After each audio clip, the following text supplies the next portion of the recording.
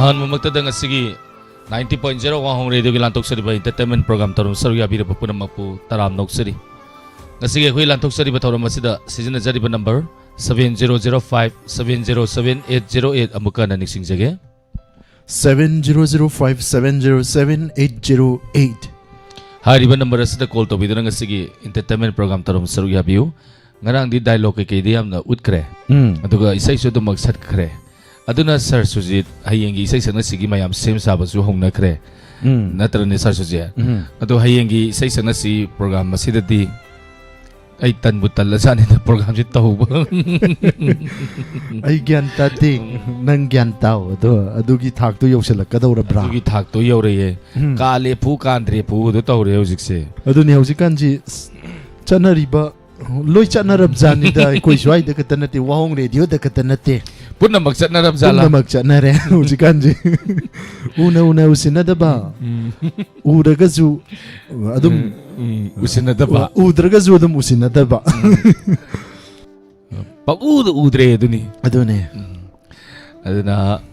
kaya hayeng di mayam call tawbiba first second third mayam munna tasi wasi seraturan tatana seraturan wakanyam khanare hai bu pawem tai aduna mayam munna tabiu hayeng isai sana si thorong gidama hayeng isai sana si hari ba thorong masida mayam first second third takraba sing natana atopa sing call tobining ba sing na call tobiduna isai sana si thorom saru yabiu hafta amada koina isai sana si hari ba thorom masida koina amuk thamjarakani call phangbi kharba sing call lepiu ano ba singi khonjen ta ba si sunungai ko price kinate ano ba singi da khudong saba pina ba staff sing amadi tana jaraga hai batare hona jarakpani aduga adom isai sakpi ba dumak yai entertainment program aduga nungthingi program tonga ma program singda adum isai sakba yai adubu isai sangna si price thambagi program masida akoina call phangkraba sing call lepiu na hairadi adom pukchen sauthok piu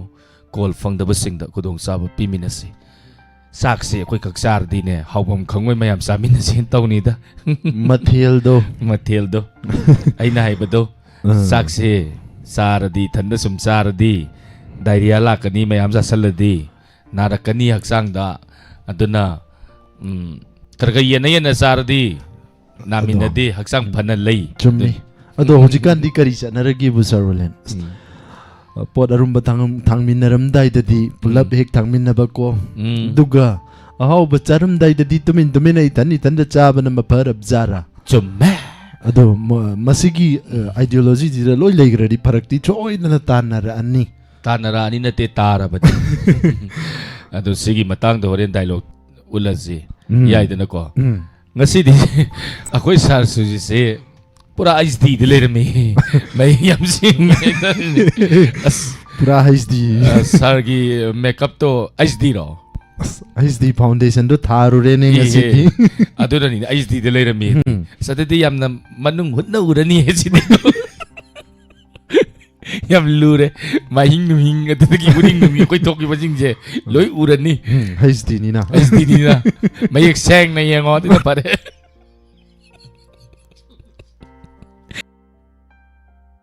mayek sang na yang na rasiko tamin gi is kahin to jibo wandu yeldu muru naluku tamin lon lakane dai dina trane sa adas call paikala se daga kari kung maning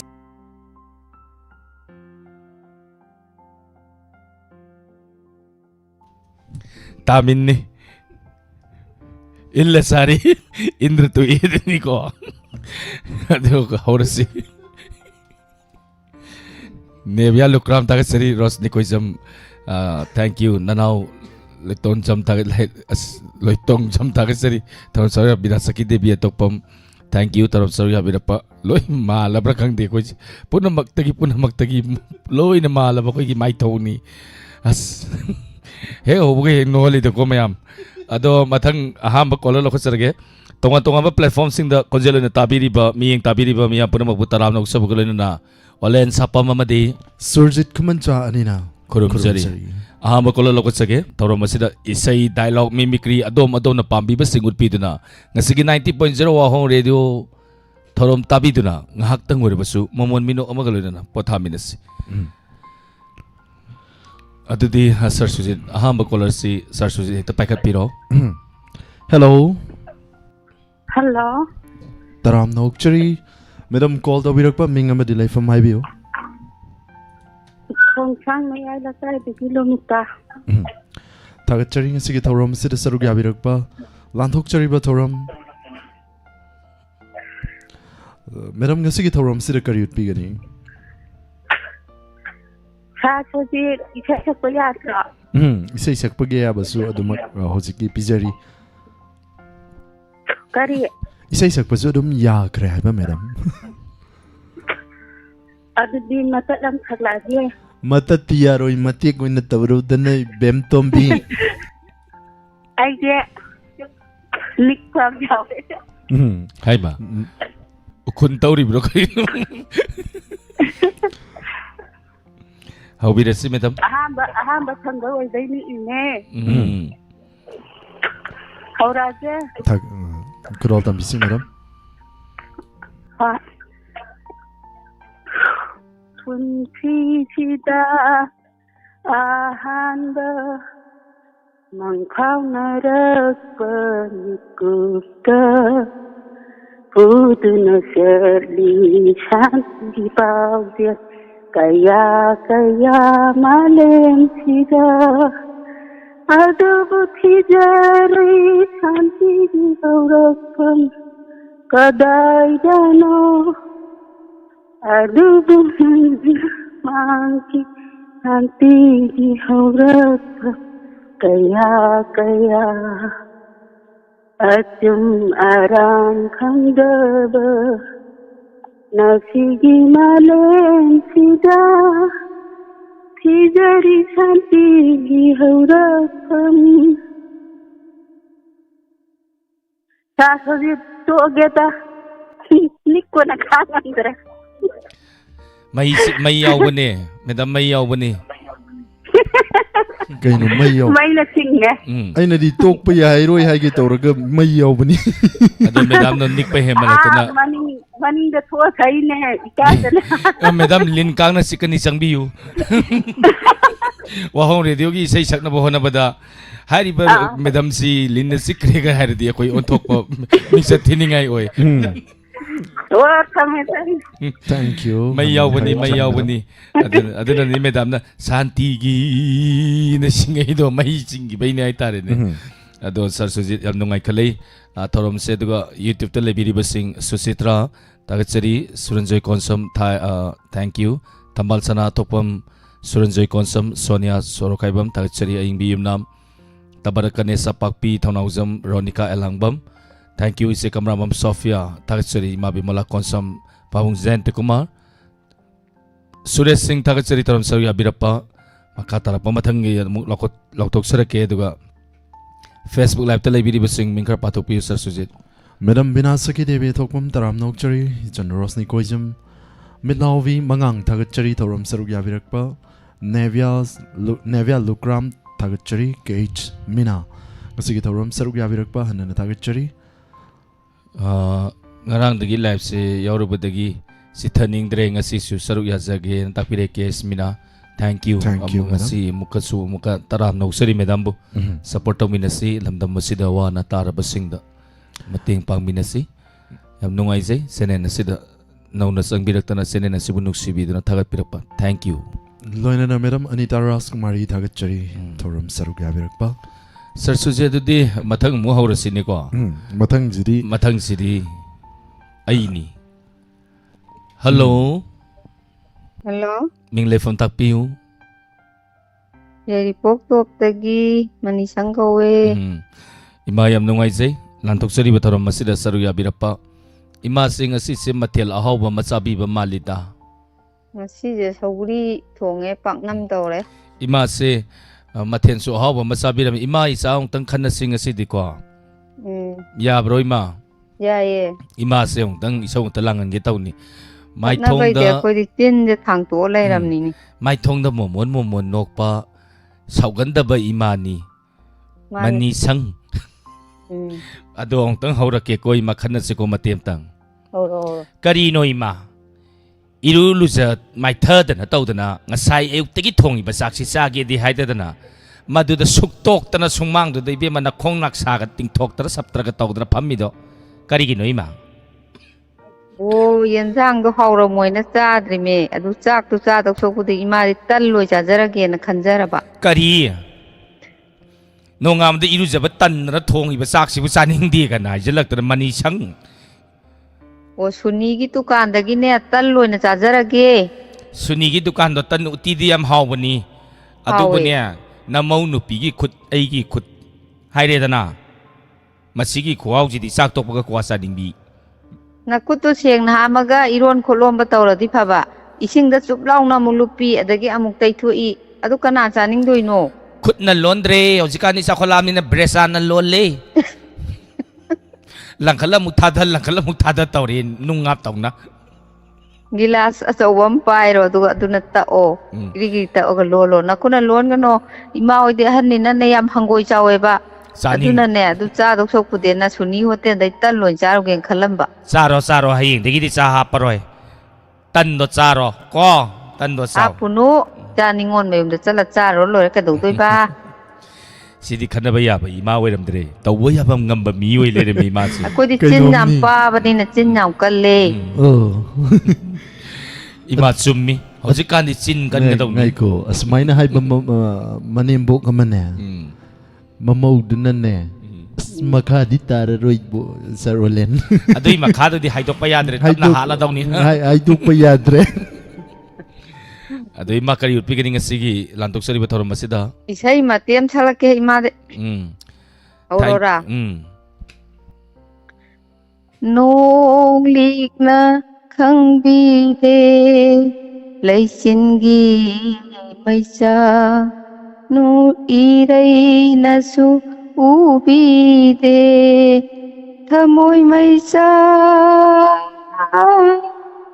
iragna khangbi de leisingi maisa ngairak pamiku ngasi dilagli unarare mafam sida lagli lapna natung inna nangi wakhanda ingjil oina anduk lasi karamno khungal lasi kadaino tibu kadi maisakno nong likna khangbi de sai som lor ge mo isa ni ji tong phajagare da ko amana mamai pa adana amana mai ge du chap tak tawradana rasi ga leiradana ajdida thank you phamage ko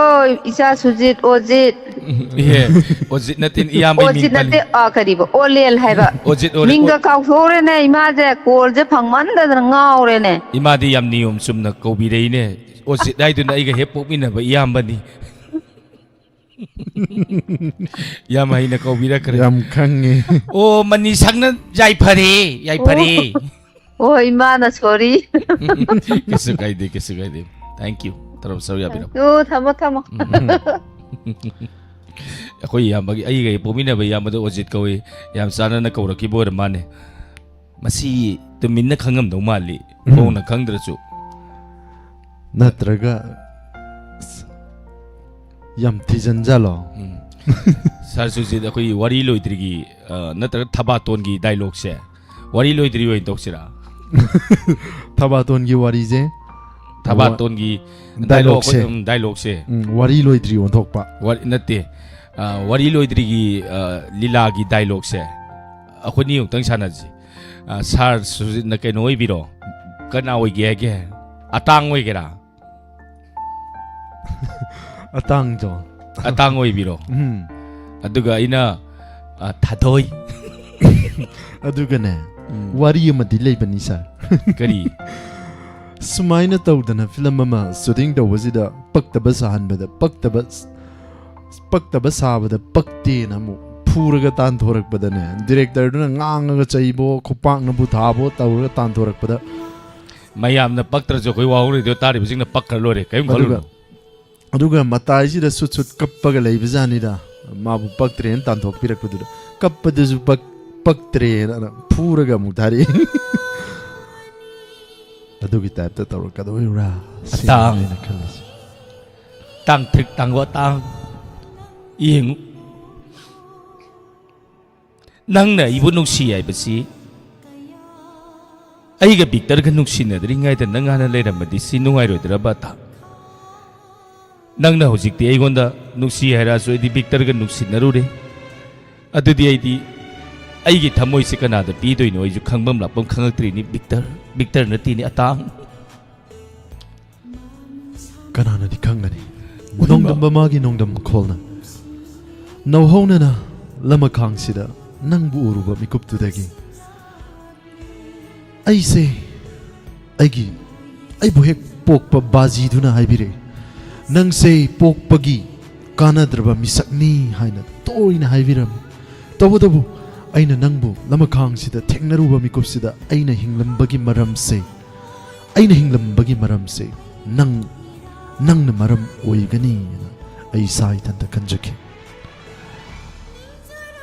yengo ta na koi gi pok pa ba na ne ai kitni ani si pheloi ba matam da ne malem pitri chawi ai gi kitni kunmu yauri haidana wahi se hairak ba matam da ne ai di ne nang ji sum Victor ji lang thomaga nang ji sum nuksina da sira na khalini ni atang adugi wari dudi Thabaton film da isam manem bok ki miwot minai da khang bangam draba magi Thabaton duna dum selak laga yaning da boy tayai ma bu thadok lamaga chatki adugumna nangsu adum lakpada kaisu kairoi dabra haina di khalli aina ne Thabaton aina ne yamna sathiba nupi oiramadi matam madu da Thabaton gi du da ne kari haipa Thabaton ne yamna ing tapada mama da ne macha thadaram da tawgano ima na hai adobu Thabaton asina olini oiram tar kadi mataw karam da hairakani haibada ne he hingsabi ko saibi lai ko sangbi ai na poksa bai jadu nang na tola matatagi yung na thada doi tori to karigina ni ham thuna tholaw nang sidang ngam thok na ba manai si law na hai do ne du bu ne Thabaton na olini oiram da na ne oi ma ho nang na thada doi ang hang do ai ni he ang tadi kan bi you help me ai ru bani bai na help me do this way mani ne thank you mathangi kola lo ko charake dialogue yaurei ne koi chu dialogue tammi ni hai traga ju tammi mani hai na ba sir suji pa ka piu hello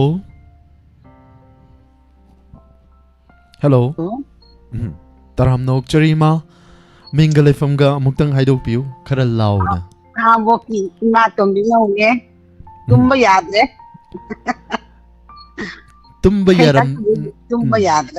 tumba yaram lagadi adum tumgi doiro ima tauram ga jeta dabi tumba yadre ima gi je sarolene koi bu pong ne hekta singnarak pai mawong ni tumba yadre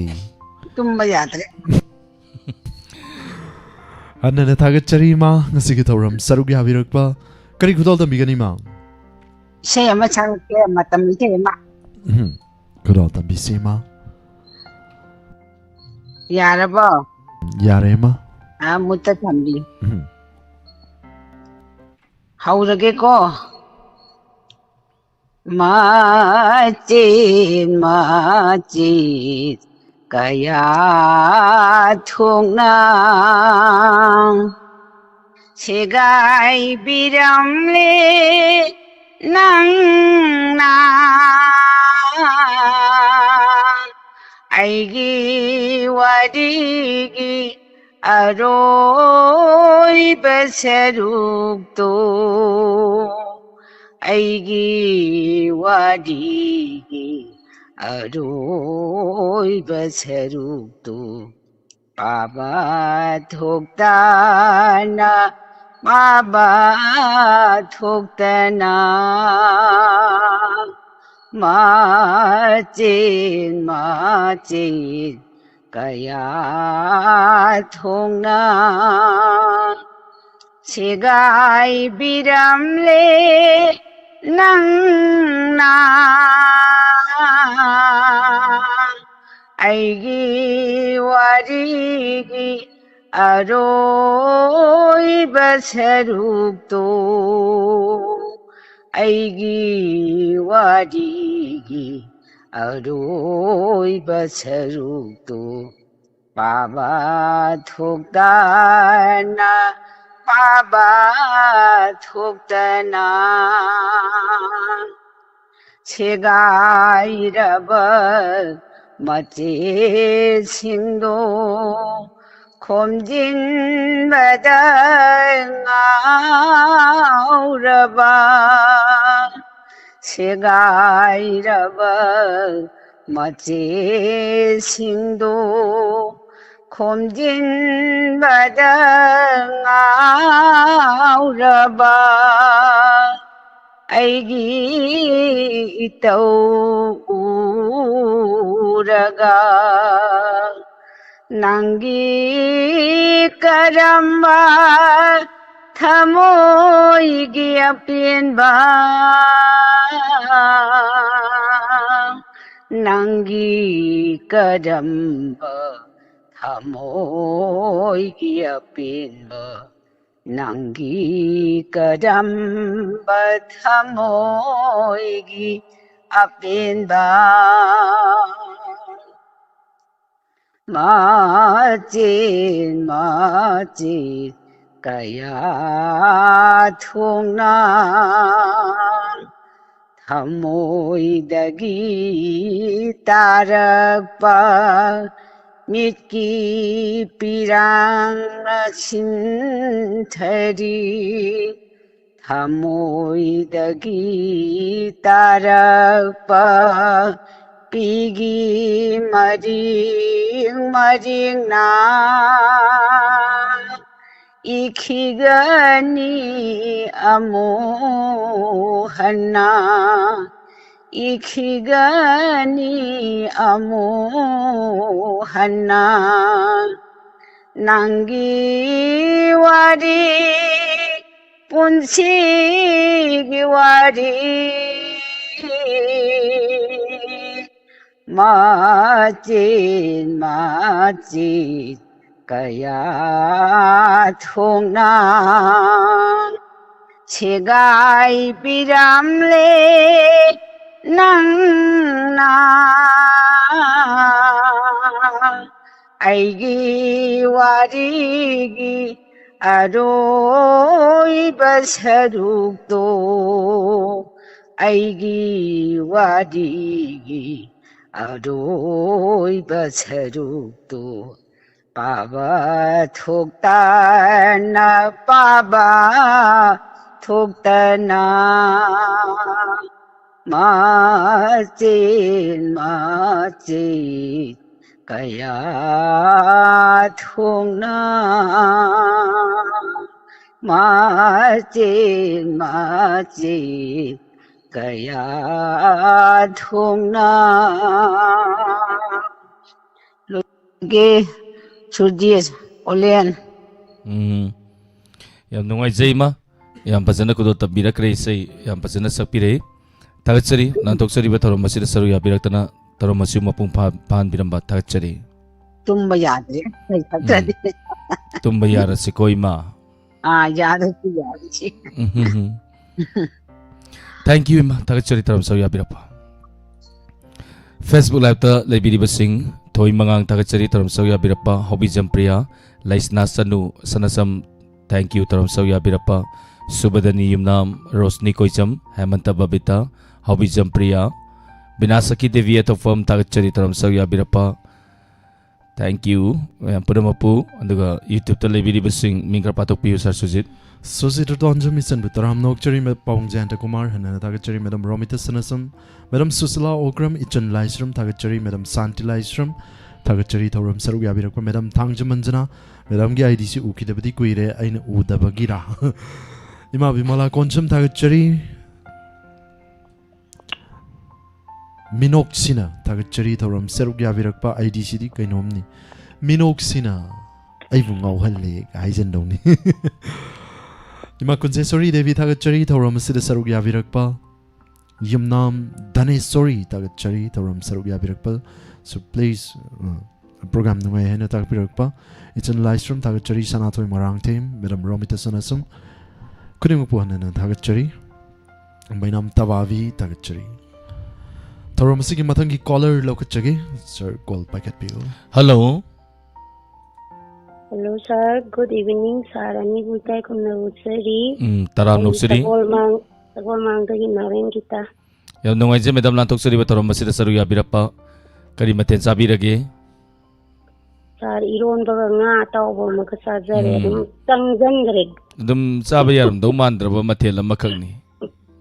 Hoy dum tangjan greg hai tali sa ko mama. Thank you Madam. Thoram Saruya Birapa Tagachari. Kari khudol tambigani. Sara isan iba sana dum sur pambi sei me amma mukta ujabini ba adu ine hekta tawrage du horen aroirak loirak pada sa ani da sei tha ba mati am khatang tawjarake tawjarage sa ai bunna nusi haira ka Nasina karigi kaina rasi hairiba aibo nangna nungsi hairaga Nasina karigi kaina rasi hairiba Aina nangonda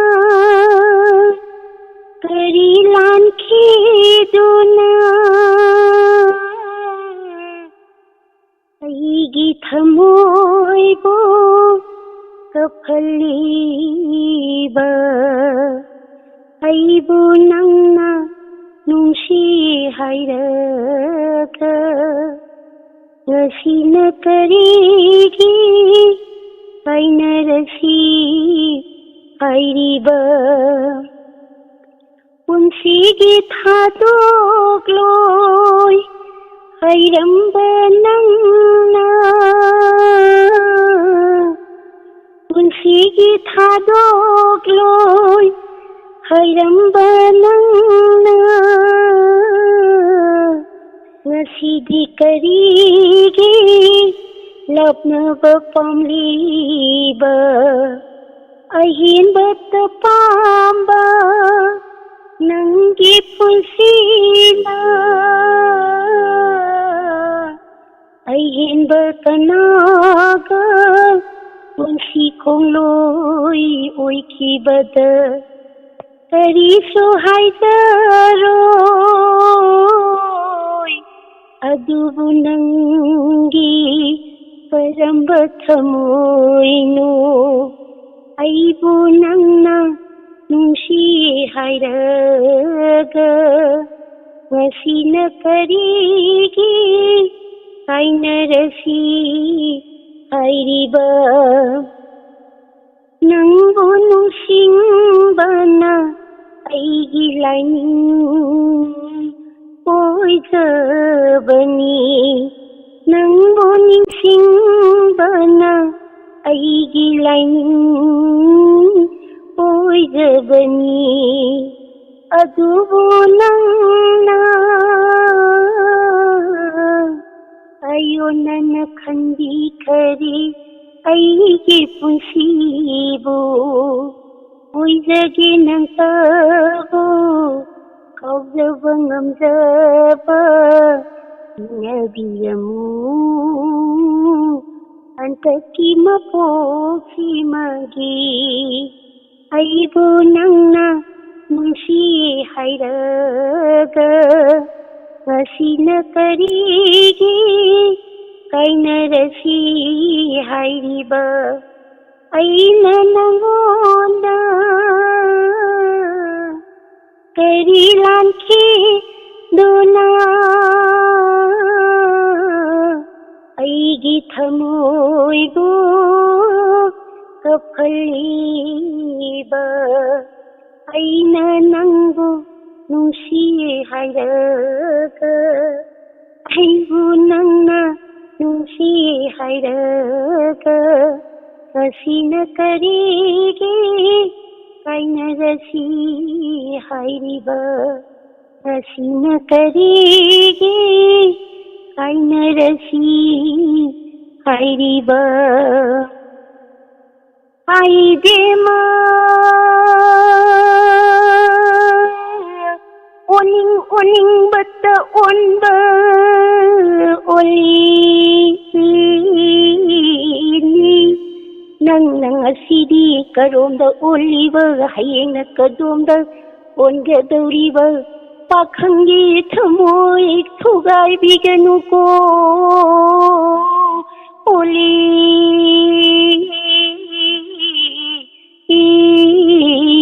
ओलीनी thank you sir thank you अयाम बजना कुदल तंबीरा करे madam थागतचरी लांथोकसरी बतरो मसिदा सरु याबिरतना तरो मसि मपुंग पान बिरंबा थागतचरी थैंक यू सर अनिबु समुकान मखा तरप मतंगी कॉलर लोक चरके मैम की comment ngakhtang mu leira mu pajarake aduga kananu yengasi sir Sujit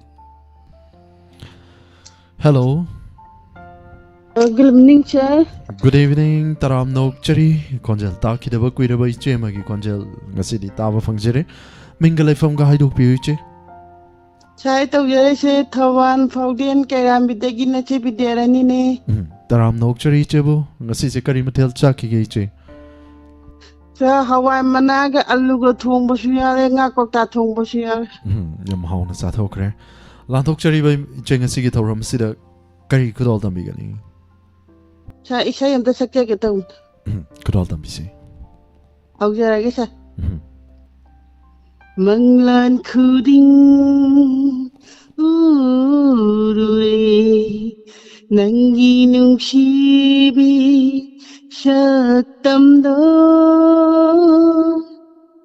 manglan khuding urure nangi nungsibi saktamdo nungsi pako chanduna momonopa minona na minona manglan khuding urure nangi nungsibi saktamdo thamoina nangbodi nungside wakhana nangbodi khanjare thamoina nangbodi nungside wakhana nangbodi khanjare laklone inakta chanabi nungshigi wari sharashi sharashi manglan khuding urure nangi nungsibi saktamdo lam lan bi oi ni ngai nang na tai bangi pao asida lam lan bi oi ni ngai nang na tai bangi pao asida mi ko khudingi shonduna thamoina wana ngai jani ngai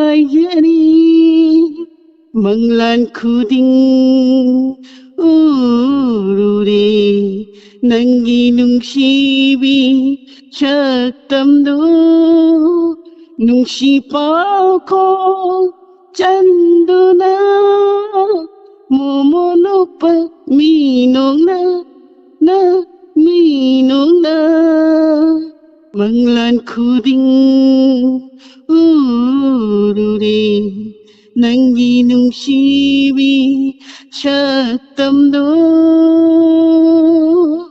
Oye, sir. Thank you. Hanana tagachari. Hello. Oye, sir. Tagachari cheng sige thorom sira sarug yabirakpa amadi yam nungsibai say makudal tambiramba hanana tagachari. Chabazu hana tagasari. Thank you, sir. Thank you. Manglan kuding usila di bera kadra.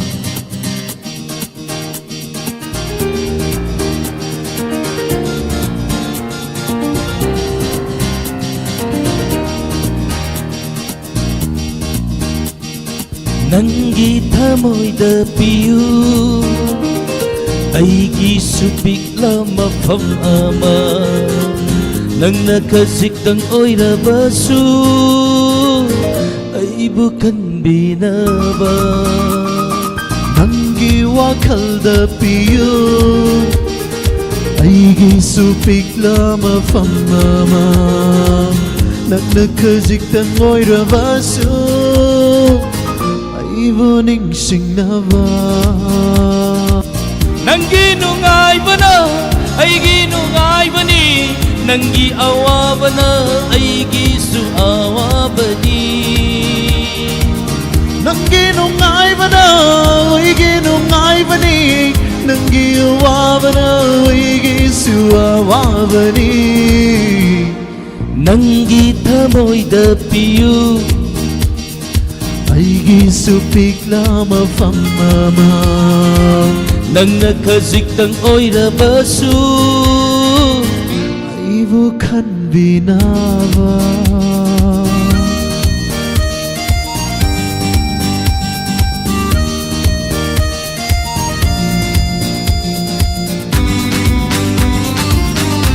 Hai xin những cái nón đi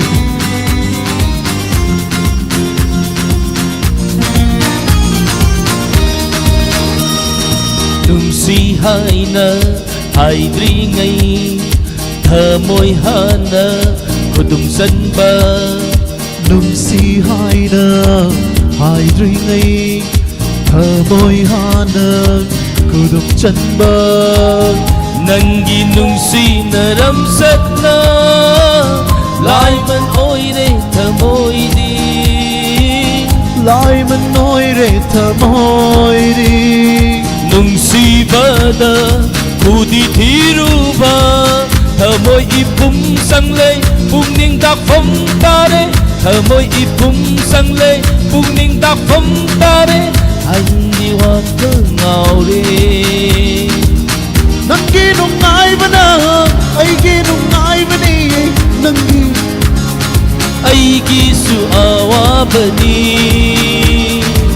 Nangi nungaibana aigi nungaibani Nangi awabana aigi su awabani Nangi thamoida piyu aigi supikla mafam ama Nangna khazikdang oirabasu aibu kanbinaba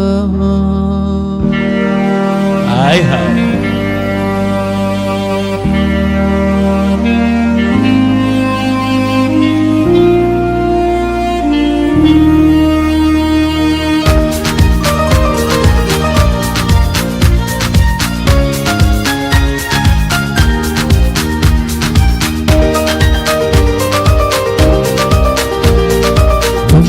Malsak khangri ngai thamoi pali khangjaram dek nungsi malsak khangri ngai thamoi pali khangjaram dek nungsi bahairu badagi thamoi se marallo lagne Thamoy se marolo lagle Nitna uba Pangraba thamoida Kanai saktam latli Kari kari khalli Kanai saktam latli Kari kari khalli Haiba ngambara hayu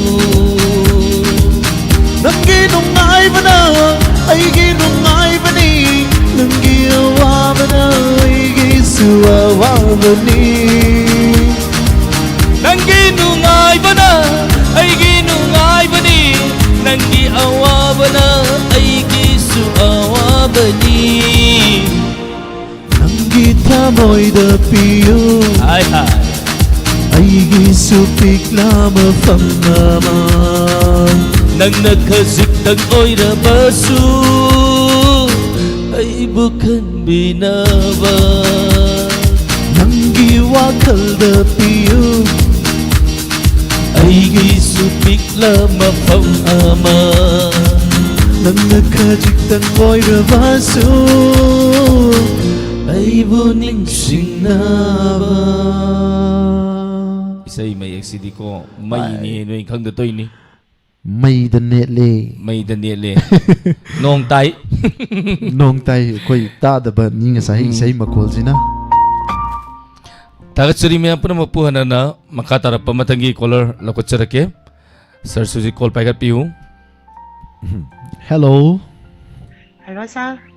Taram nok chari sir call da wirak pa may nga madilay from highway Sobita hizamni, sir. Sar na tini Sir Suzy nang bo Karino sar na kauksaluy doon nang bo ay napagi daw ba nida Sara ni isa yam pazay. Thank you madam hana na tagat chari nga sige thoram sarug yabirak pa Lantok chari ba madam nga sige thoram sida madam gyo ba kari utpi gani Isa yam masalakin, sir. Kudol dambisi madam Ngasi ko raw nung dada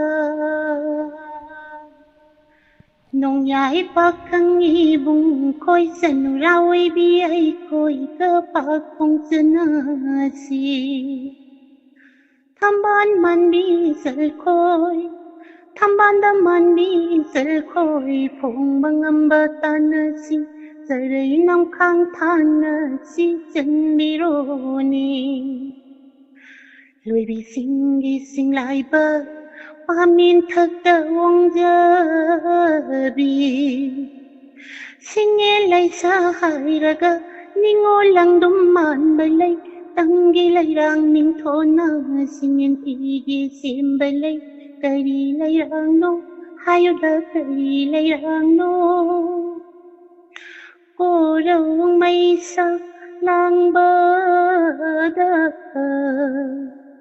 Sini lay sa hindabi Sabi sanaw kaya na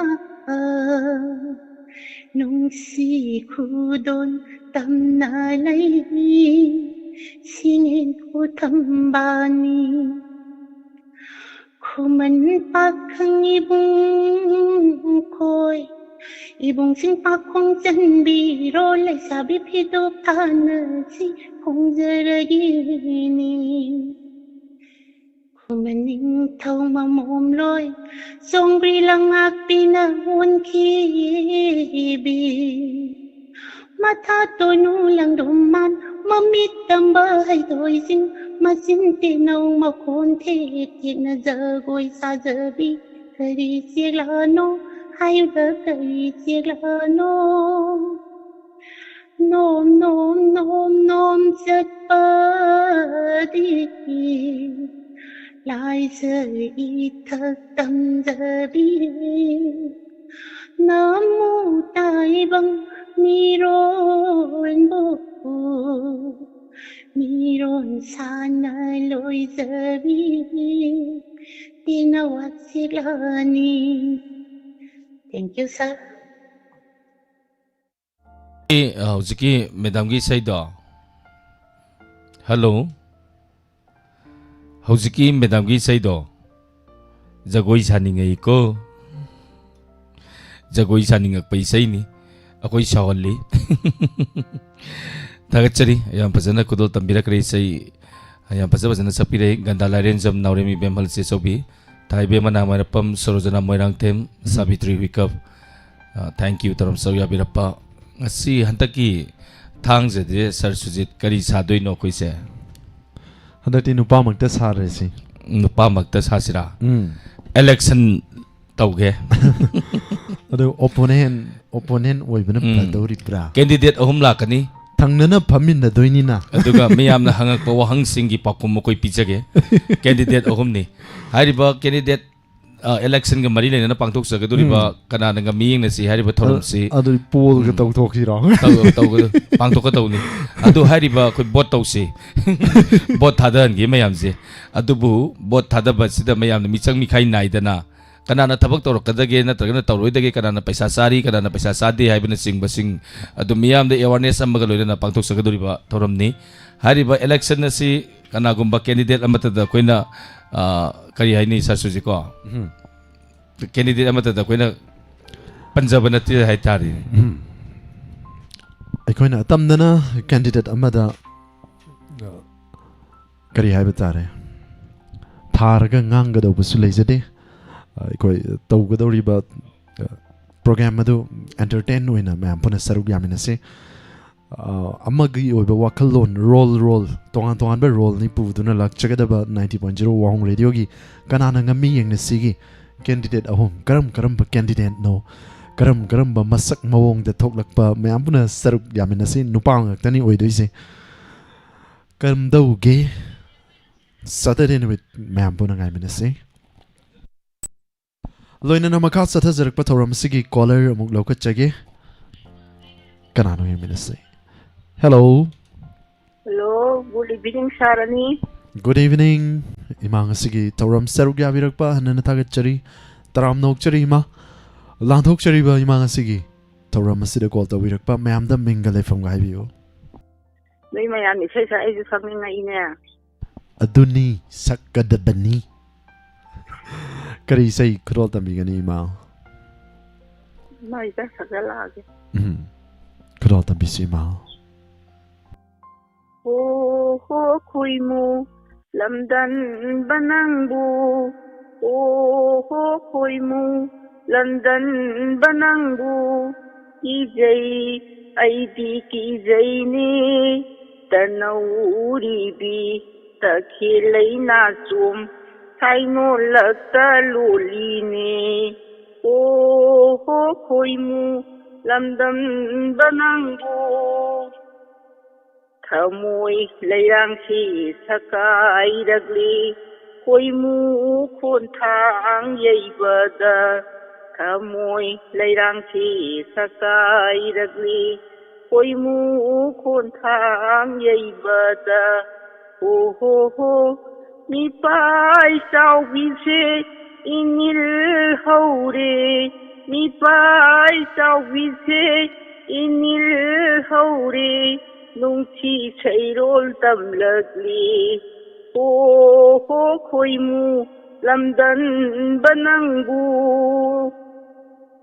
miding kuding si inau naure ponjel pumba nungchi re miding kuding si inau naure ponjel pumba nungchi re ho Nuza pungin ithal thale irang lang le kuirang le ho khoimu lamdan ba khoimu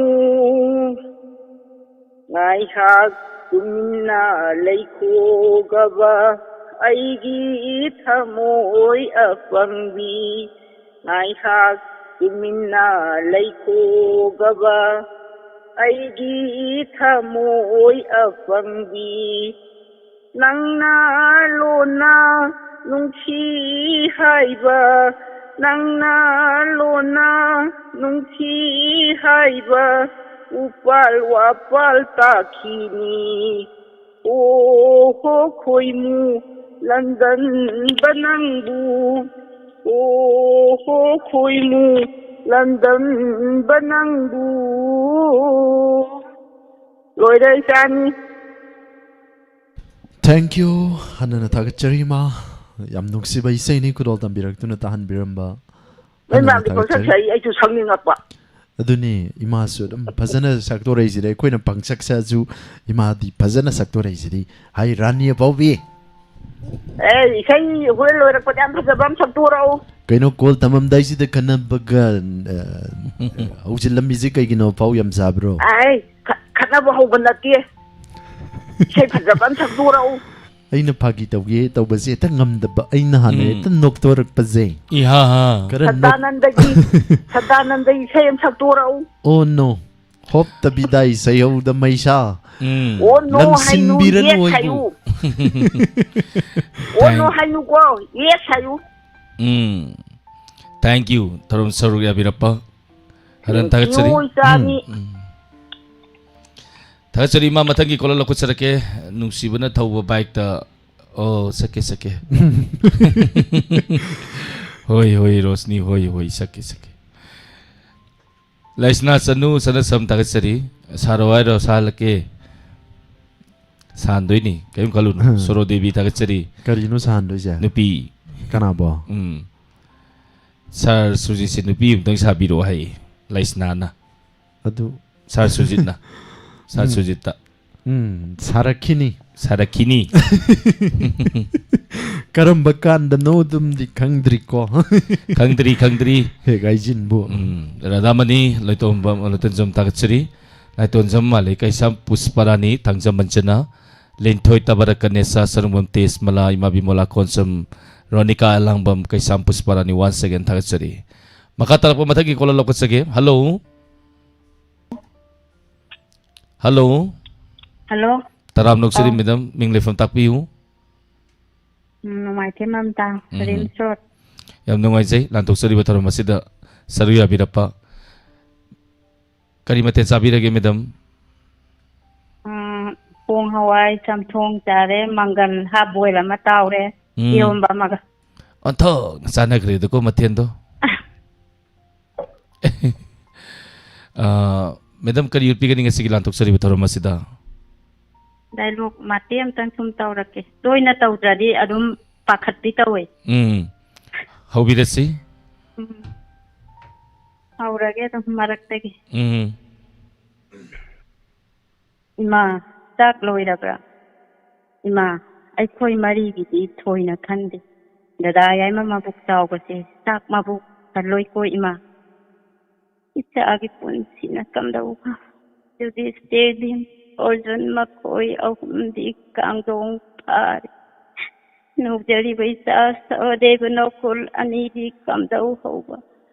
He dinabandhu Jagatpati Krishna matam ahum punna uri banahati punamak ate kang bita biramgan namak nang githausil ne kunti di kari sukhang jade ne prabhu he deva jugeshwar he boladas hai masung amatang oirabasu laimana amatta oirabasu prem bhakti khakta kattaragasu Manay rupen bibay bungo nang nangasi nanay kuntira sanagi lahaw liting amakalutak pitna kanagi mapam na karisang eng piliba he polana ang hadok na bagit pilip sulaw bagam jada marida nanay tola di kuntiti ima tak loida bala Karino. Ngasi imana nahan matay ka iman manada taksang asida tumin na pamdo na layram libasibo. Kay daw bagay ima tak amatatong libasina. Karigi. Yamba halda imagi penda bawapa madu kundok tida ba na karigi. Kanana imabu lap da bayaw bagay. Yamba halda tak pining drabasu. Nasabi may ngonda di ting na balay na tak piyo ima. Magi ya ima. Imagi puning di wapam si nayamba da imana pungdok da bagong nangonda su imana hailaro natin ima nasaya ima da sigumba si yam na hay na jadi ꯊꯃꯣꯏ ꯅꯨꯡꯗ ꯅꯨꯡꯉꯥꯏꯇꯕ ꯑꯁꯤꯗꯤ ꯗꯣꯡ ꯗꯣꯡ ꯀꯥꯟꯅꯗꯦ ꯍꯦꯛꯇ ꯍꯥꯏꯕꯤꯌꯨ ꯅꯆꯥꯗ ꯏꯆꯤꯜ ꯏꯅꯥꯎ 5 ꯄꯣꯛꯄꯤꯕꯨ ꯎꯁꯤꯠ ꯊꯑꯣꯏꯗꯕ ꯌꯥꯎꯔꯕꯗꯤ ꯇꯥꯛꯄꯤꯌꯨ ꯏꯃꯥ ꯃꯈꯨꯔꯥꯏ ꯑꯗꯣ ꯍꯦꯛꯇ ꯌꯩꯈꯥꯏꯒꯦ ꯏꯕꯨꯡꯉꯣ ꯅꯈꯣꯏ ꯅꯆꯤꯟ ꯅꯅꯥꯎ 5ꯗ 이마게 와팜제 하이로드나 까나라로 야이마 이마 하이라로 원초히다 고 이마 그리기노 다다 야이마나 또민나 와마제 아마땅앙 짝히지보 이마 사콤가 시다 쟁짝 마카이 레마이다 해독두나 탐라가 또민나 탐두나 레이비리바스부 까리도르바 이마게 어전 Nako'y nasinanaw mga anak po bang amlaroy da pa po lumama. Nama ay giyatang ni Haydo na. Naujari ba nako'y gikok to da imaanat hanggat ning. Madunahin na nako'y da nasinanaw mga awa pa po lumoyan gani. Ma ay daroy orson. Ma. Ngayay pa ba pong dada na nasay ko'y gisaruk tambiba aduga. Awa ba pong dada na ima panggal solabi na tomtagi oy gani nasay ko'y yawan biroy takbigan ma maana na koibu nong maginamit matawon na bu na pijaki naman na badagi kidet lighting pido na lay masip na bag asigi matak magi thamoy suoglab owa phamase na koida haidok laga na koi mga na amo kena thamoy tok imahayeng gene orson Imagi na sa singgu mapal na ida na san biba na yatang na iko'y buhek ngamba makay mahay ihay tam zeko ihay tam maloy driba matam phaw badi na sa iko'y buthakpi gani takpi ba duda ngasi phaw badi mabu iko'y na potha draban itilinaw iko'y mangagi ipuk thakpa ngamlak tabadagi wara duna imana iko'y bu imagi orjun masagi dambak mama oy bina awabak ang babum Wabak kau pa. Wakam adugi natin eh. Simana nga siwari ba si. Simana na ko idahan na nahay ba si. Wakam masi na ko inalamba waragan.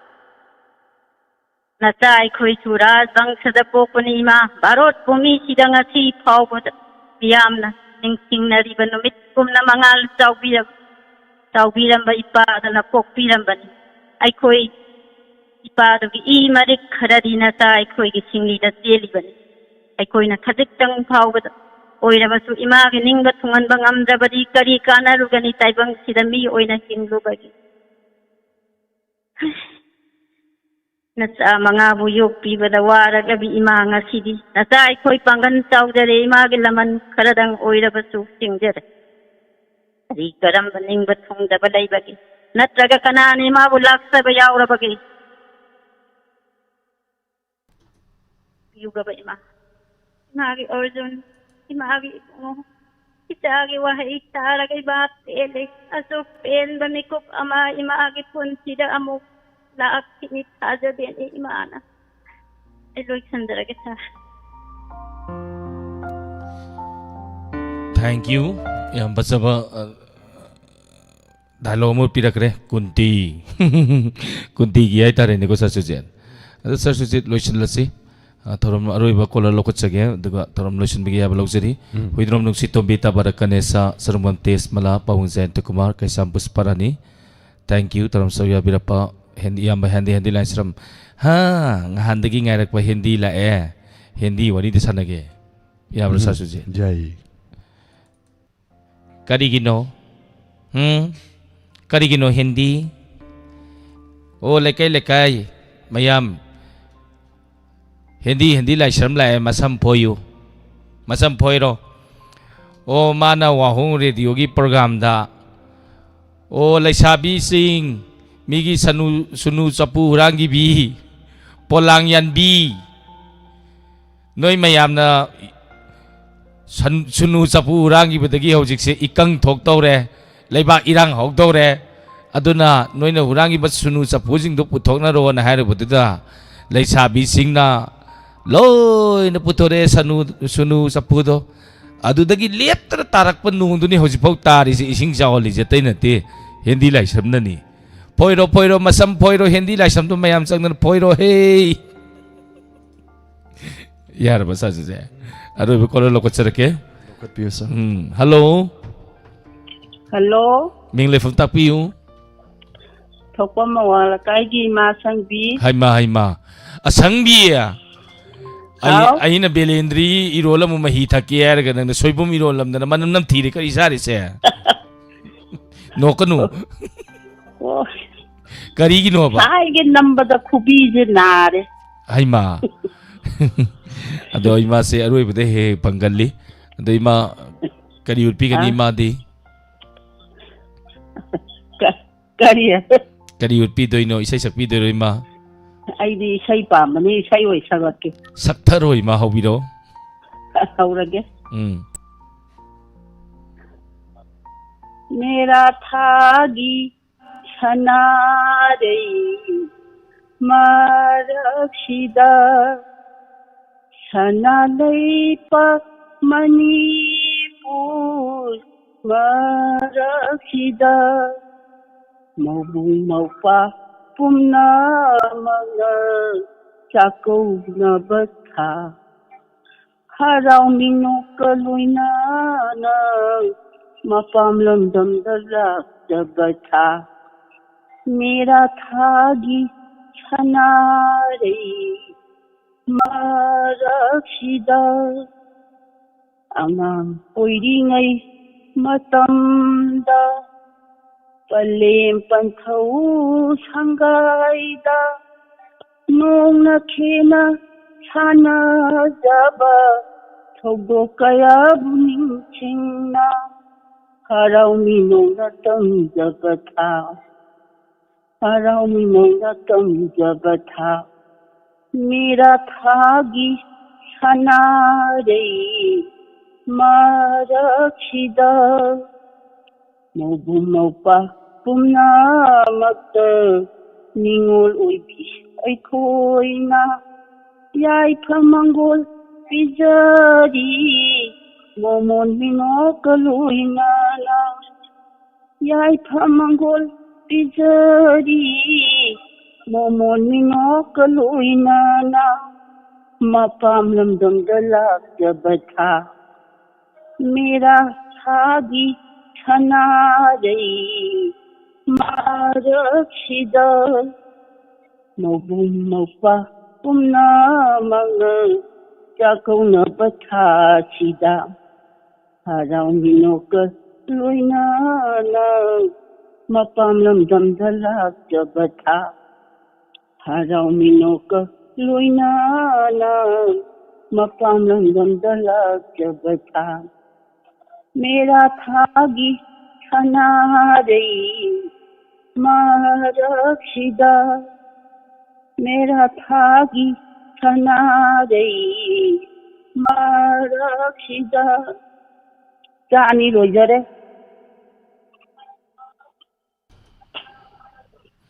थागचरीमा याम मिसई याम भजन खुदोल तंबिरकरे नसिगी लांतोक्सरी बतरम मसिदा सरु याबिरक्तना तोरम मसिबु मपुंग पान बिरंबा thank you याइदना को sir सुजे अदि लोइसलसिने sir सुजे Loisinba yare. लोइसनबा यारे नोक पयारे तो नांकू नोक अछि अदो सर सुजे होजिक सिन नोंग याम कन्न तारी नोंग याम कन्न तारबनिना सुमाइना तौरसि कयानि नोंगी सै मसक्सिरा नोंगी सै ओइन सक्तारिन तौरिजे करम्बनो सर सुजे सिरा ओके नोंगी सै हमते सक्सरके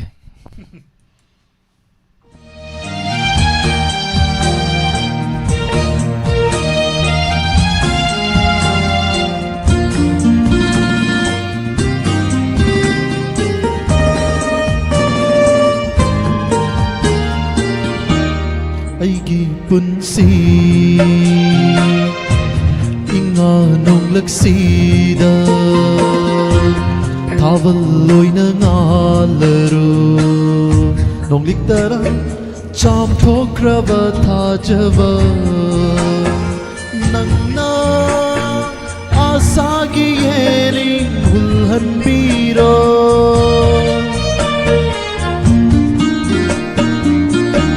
marum thupna hinjay ning bi ai se na chawa tai vang na thì cái khăn da bini hai kỳ rồi da ra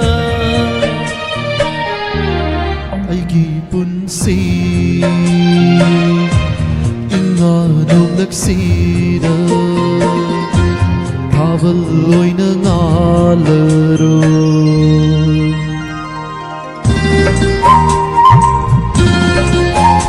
ngadi dokre nien yong silavni adu bu lepte ngai ngen kino ngai ne natra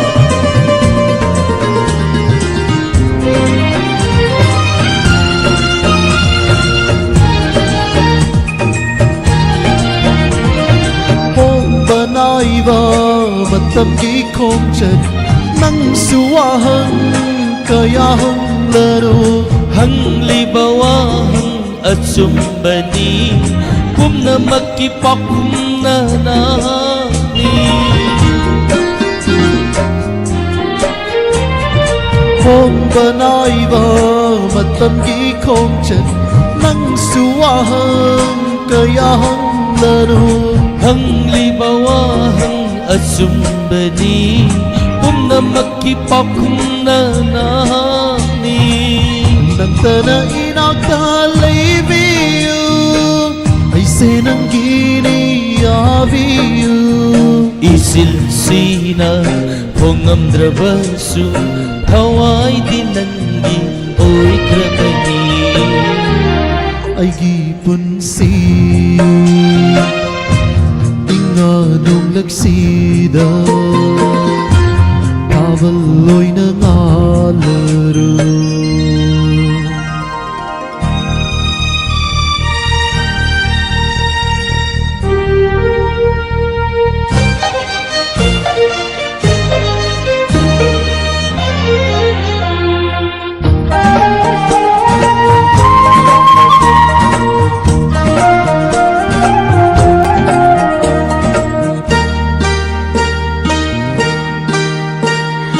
nangi mit mada hing bagi mamal berseri bi aini thầy ca phần na sát lero thầy gi bực ninh lấy con si da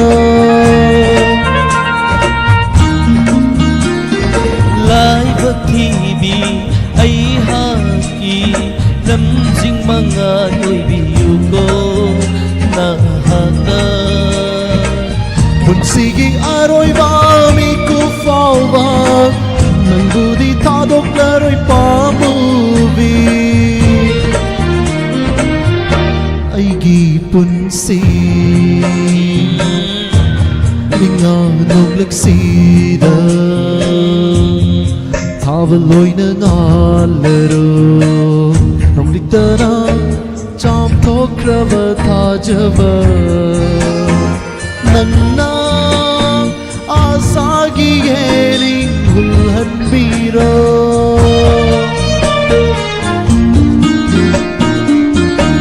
narum thup na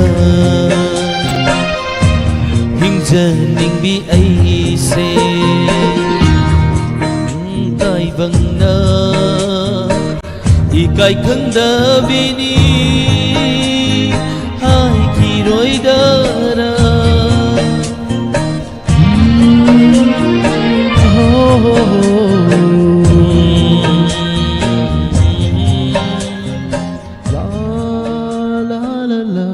natra Mani yam sana ba isay ni ay tare ado mayam nungay bra direct question ni direct question ni indirect na te direct na kuy nang jalay si yaw na nungay say support to biba ko ba hobo man ko biba isay siya dumag lalakpada dumlangi dumag mayam na ko ba kubi tira su padzaba padzay na haibang ngami ba puksin saur bang agtani wahong radio gi listeners sing viewers sing hay tare ne natra sa siya masida ni niya kuy na sa thok sa di se phazai hai ri si puksin saw ba mayam lay bagi zindabad zindabad zindabad mi sa ni hele masigi de magta sa tagat sari YouTube 하는 다가처리 थौरम असिगी मखा तारकपदा Sangai artist association की सुमांग कुमई सुमांगलीला उनागी तासमन मैं पुनमु तामिनकिसी अदुगा कई कई पाथोक तो कोतोबो लेरी पाथोकदबा चेता लेबिरिबसिंग pull-up सबसिन जरे हायरगा अमुक्तदा पाथोकचरी पुमनमुकपु थागतचरी तोंगा तोंगा म प्लेटफॉर्म सिंग द खोजेलोइना ताबिरिबा मियें ताबिरिबा मिया पुरम पमकना थागत फोंतोक सबगलोइना मिकुक्रदंग मियामदगी लाथोकसगे मियाम पुनमपु ऑनलाइन सापममदि सुरजित कुमन जानीना खुरुमचरी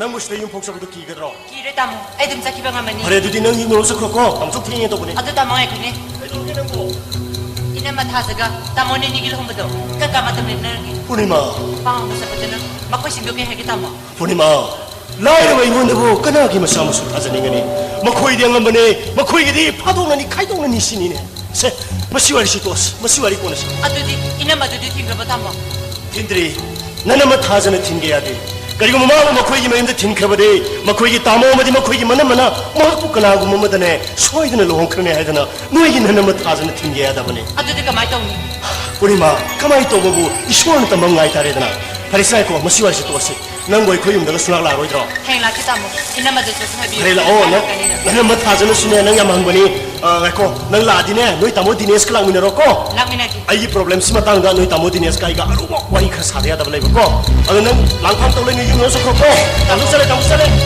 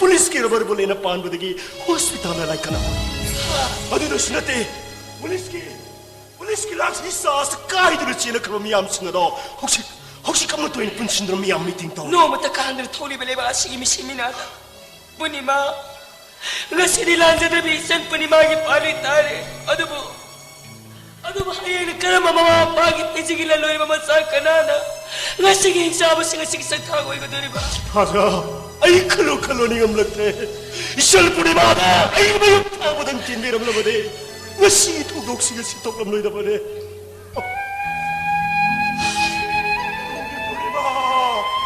남나보 모이부디 와로가 놓고 도지시 분나만 온다마 마기 농다 코니 ngasi 신이 pau지엔다바 하영 신이 뽕딱다바 ngayon sa punong ilim na nga pangkawin na ko yung punsini. Ako naman ang sumusip pa!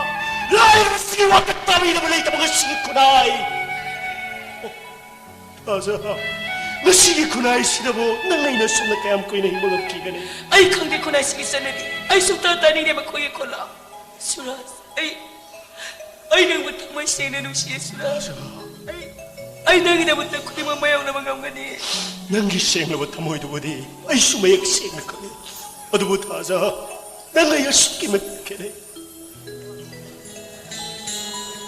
Ay nakumbal ne. Aduh ka nang na mapal na ito ba sumuda. Aduh ka mukso. Ay na tiada topi ba tanik patawan misa. Aduh ka nang na mapumaray para ba taramari ni pahlo gitaza. Kay no, nana ni para tabugum na tamoy do yam na siyang tagliba. 아이기 호크로 분시와리 남기는 펌다는 하이크로 나타오 아이디 시 구라이 시다 과이되게 비도는 미싹네 타자 과이되게 비도는 미싹 타자가 아이나 따이봉 록심 락바다 아이 월파는 보먹이 만운다네는데 아이나 복비 마마마기 미누시 멋쩍 마파보 야우드나 미기 차지를 쳐야도 세상 그런 이렇게 생만네 타자가 아이디 과이되게 비도록 미쳤네. 아이고 타자, 마시니, 아이기 빵을 통났다나, 아이 럼레이네 타자, 아이 우리 용품을 배우면 미쳤다, 아이 왜이러버네 타자, 이거 타자, 아이고 이게 너무 용서, 아이 극다먹 레이네 먹이 왜이러버디, 아이 극차람, 난내 야노 왜이 말라먹이야 사다, 어머니. 라카도리바 토와이 마사스ingado 나코이기다마 칼가 땅아이 파드나 아이나 사키바 우나기 강폭 수라스 나나 사리비 유마세 미쁨 코딩마나 우나기 강폭 상문이 우라부수 아이 팜다디 우나기 따스만니 수라스 우나기 따스만 마니 수라스 따스만나 시기만웅다 아이고 본시 소빠기 오이나 나기 세바 방은 비우고 타자 그이가 비도 타자 수라스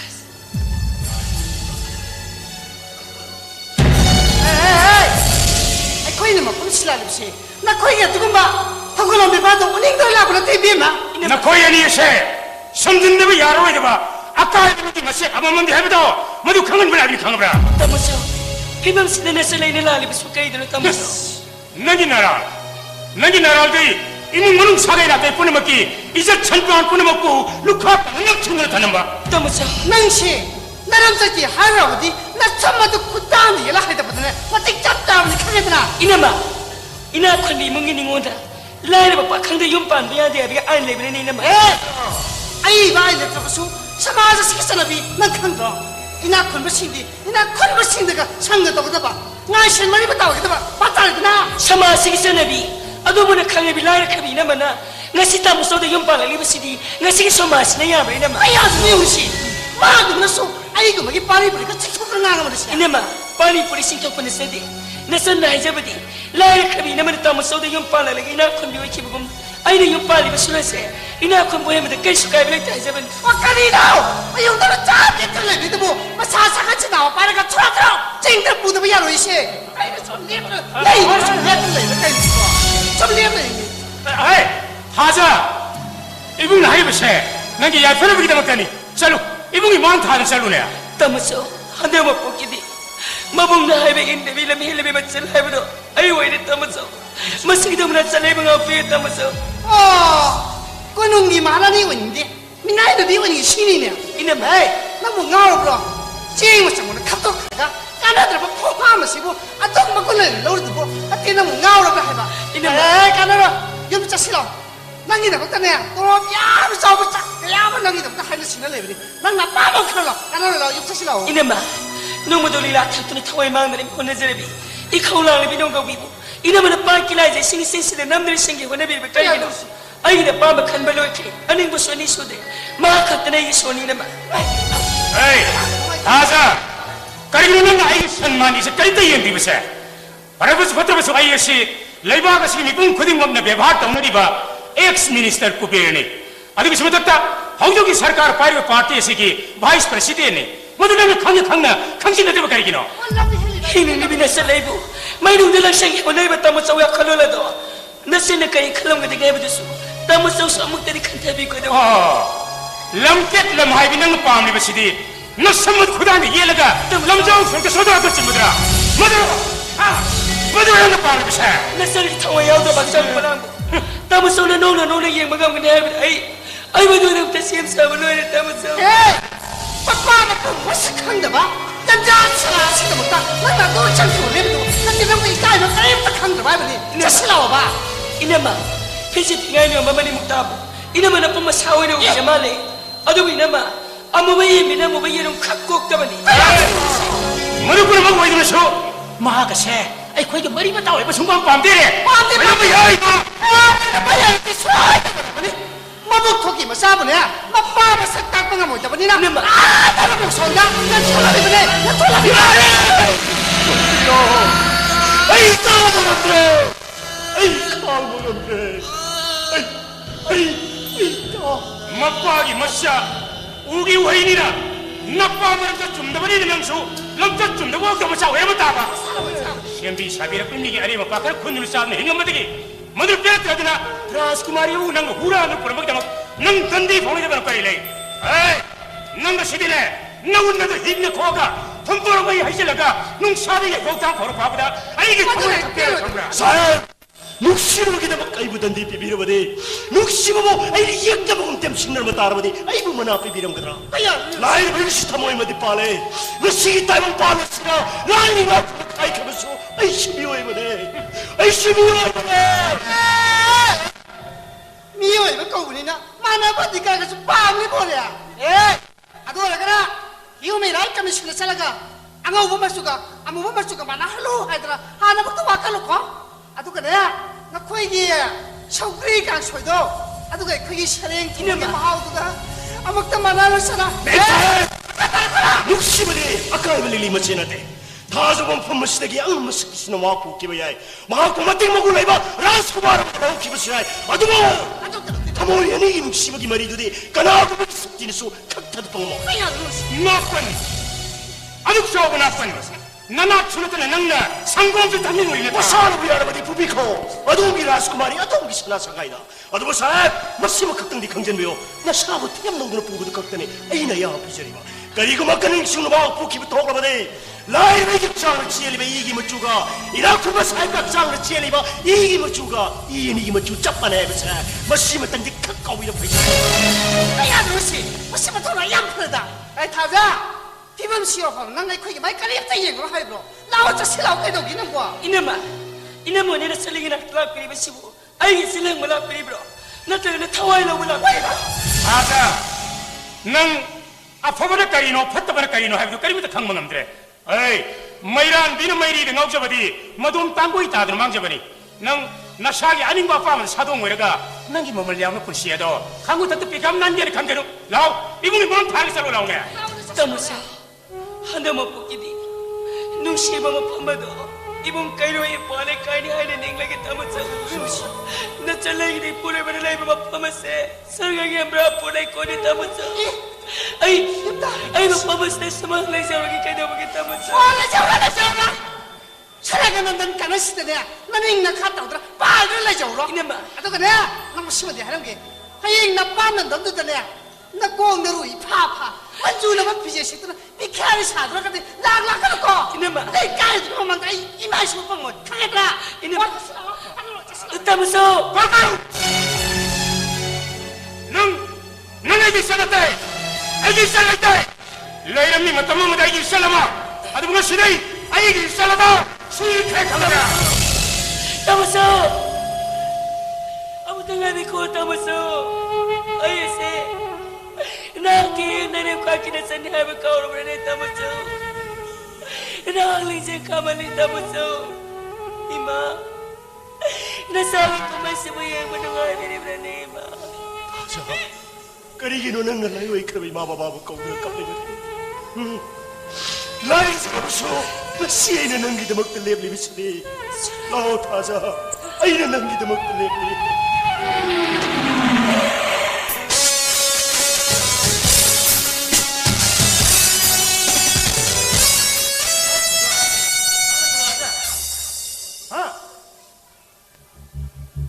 You are under arrest. Isa ay mo, Inspector! Ay, wala minamay kang nang miyama na or miyama na huli ba yung singin ng tari pa uri betra? Inspector! Lo siya police station sana ba?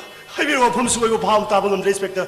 Ay mo karira lagi ng police station sa kadoy ba no? Nangin na ako si Bukang Driba. Ay biro, Inspector! Nangin na ako di. Dinesh ki masami punima. Nangin na kun magtulo hat ko ni. Dinesh ki masami punima. Ay nahat pa! Ha, tiro chengi kalibra assurance. Inspector! Wapam do di tayo bang tambu-tambi ko. Ay adong malis siya tayo mang napawa kakchikiri. Ising herap bit delivery ng oy, diba nga kita nang angoy daw? Inspector, ay wapam siya magtasabiyo. Dinesh ki masami punima. Ay isalne. Punima ay isalne. Kasing man na tanya ay so natamori ka lang mihoy na tra. Mapung mari parlabi le sabi mo yeng pen manay diba? Ithaki pong na namang kya mangi sura. Inspector, punibak minang mani. Sa mainjiri ba ipun sibo batran pinabawa na mani. Ay wapam sa 안자는 안 통한 기대. tuisan tindaw tinjin ginamada. Punima bu temdra. Aci kucing yagi lam hangga pusindra. Nupi wi je penang namang ni na tu sura. Inspector, madu punibak minang mani. Isal punima ni pun nadu tukat caman na. Tama. Tawa nang ya paboy. Punima na masai ijat kan mana na lau kunjugi. Ada madu mu khalau yung thon dana bhawana bra. Punima mu pham nu makra. Minung sile dan nang na khul makra. Makhori me khai hat kim datra. Nate! Punibak thon.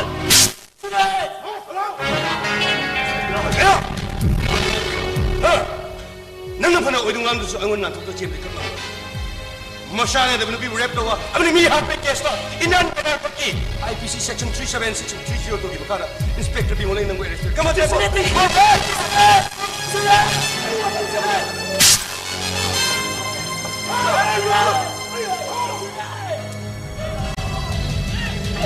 Inspector sahab, ay ismaro sa mutukan biyo. Maki ka ni maragi na mamagupari mo no. Ay mayam tali yung biyo, Inspector sahab. Kasi na iwaro ko no. Ay nga si pangtuk jere bisi itak tungmo official sinangon order bi mo tungin pangtuk ko ni. Ako ni siya duty pangtuk matamda mani mata sa kanete mo pang kana sumasa geng de. Aw taja. Kay mo suras na maralem na taga de. Ay jamin na sana yam kana wala jage. Nang ibulano ko. Lalong jogi. Unat, surat! Surat! Kaya bigyan! Kaya bigyan surat sa mutukan biyo.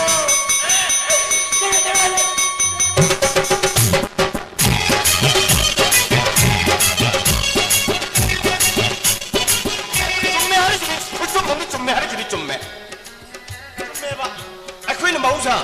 Ingles supermarket mo ko daw. Ekip to ki pesi pon to ya se chum na te khutchum mam chum me.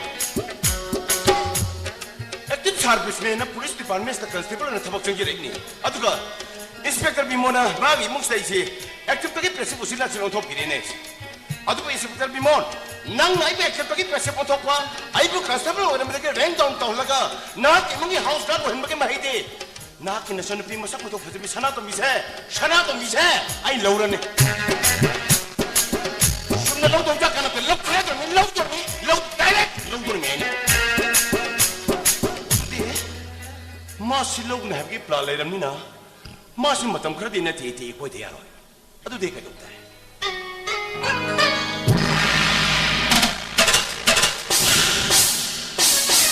ai hồi bây giờ tôi giết đi sát tam xin cái hả đi bodyguard from Beijing mà đã hay cái ai học giáo với ta mình Mana selalu ada maham, ayu war bersuara, demi seperti apa?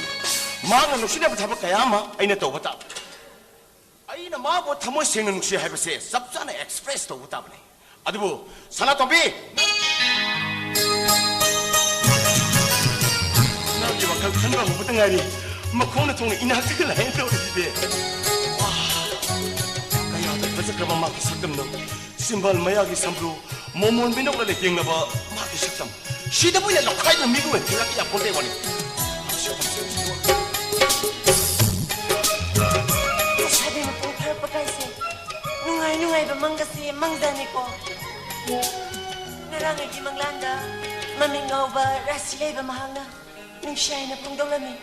Adugay na, nung si mamal kahalingay, ako'y tamo na tumbahog alo, nahugdora padagi. ꯅꯨꯡꯁꯤꯃꯪꯂꯥꯟ ꯀꯥꯏꯈ꯭ꯔꯕꯁꯨ ꯇꯥꯏꯕꯪꯁꯤꯗꯗꯤ ꯊꯃꯣꯏ ꯄꯥꯎꯈꯨꯝ ꯄꯤꯅꯤꯡꯕꯅ ꯂꯩꯇꯥꯗ꯭ꯔꯤ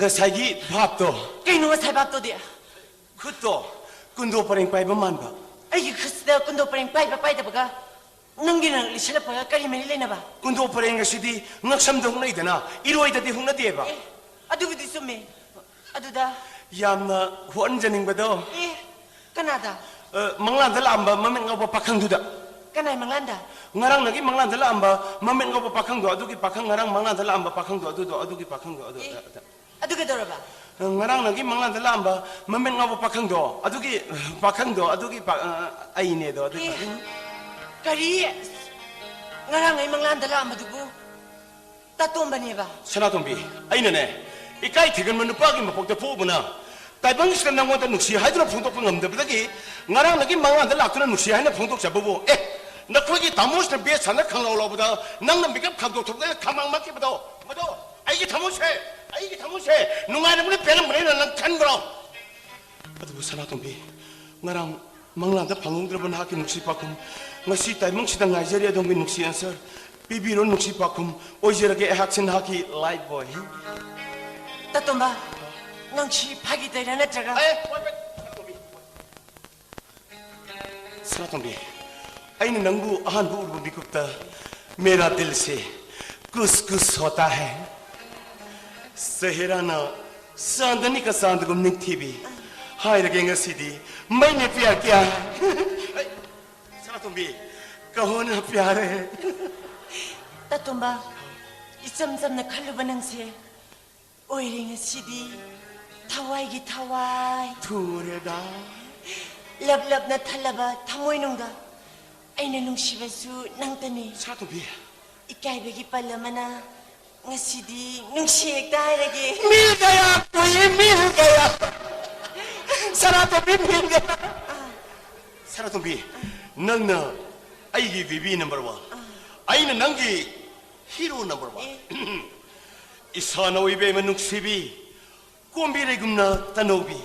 Siro lili gumna ning TV. Kutang bian tienduna olang thagi wang su inganon ta sanarase. Kongchat kita tombagum apang bani kaluba nangse. Oiring sidi tatomba digre.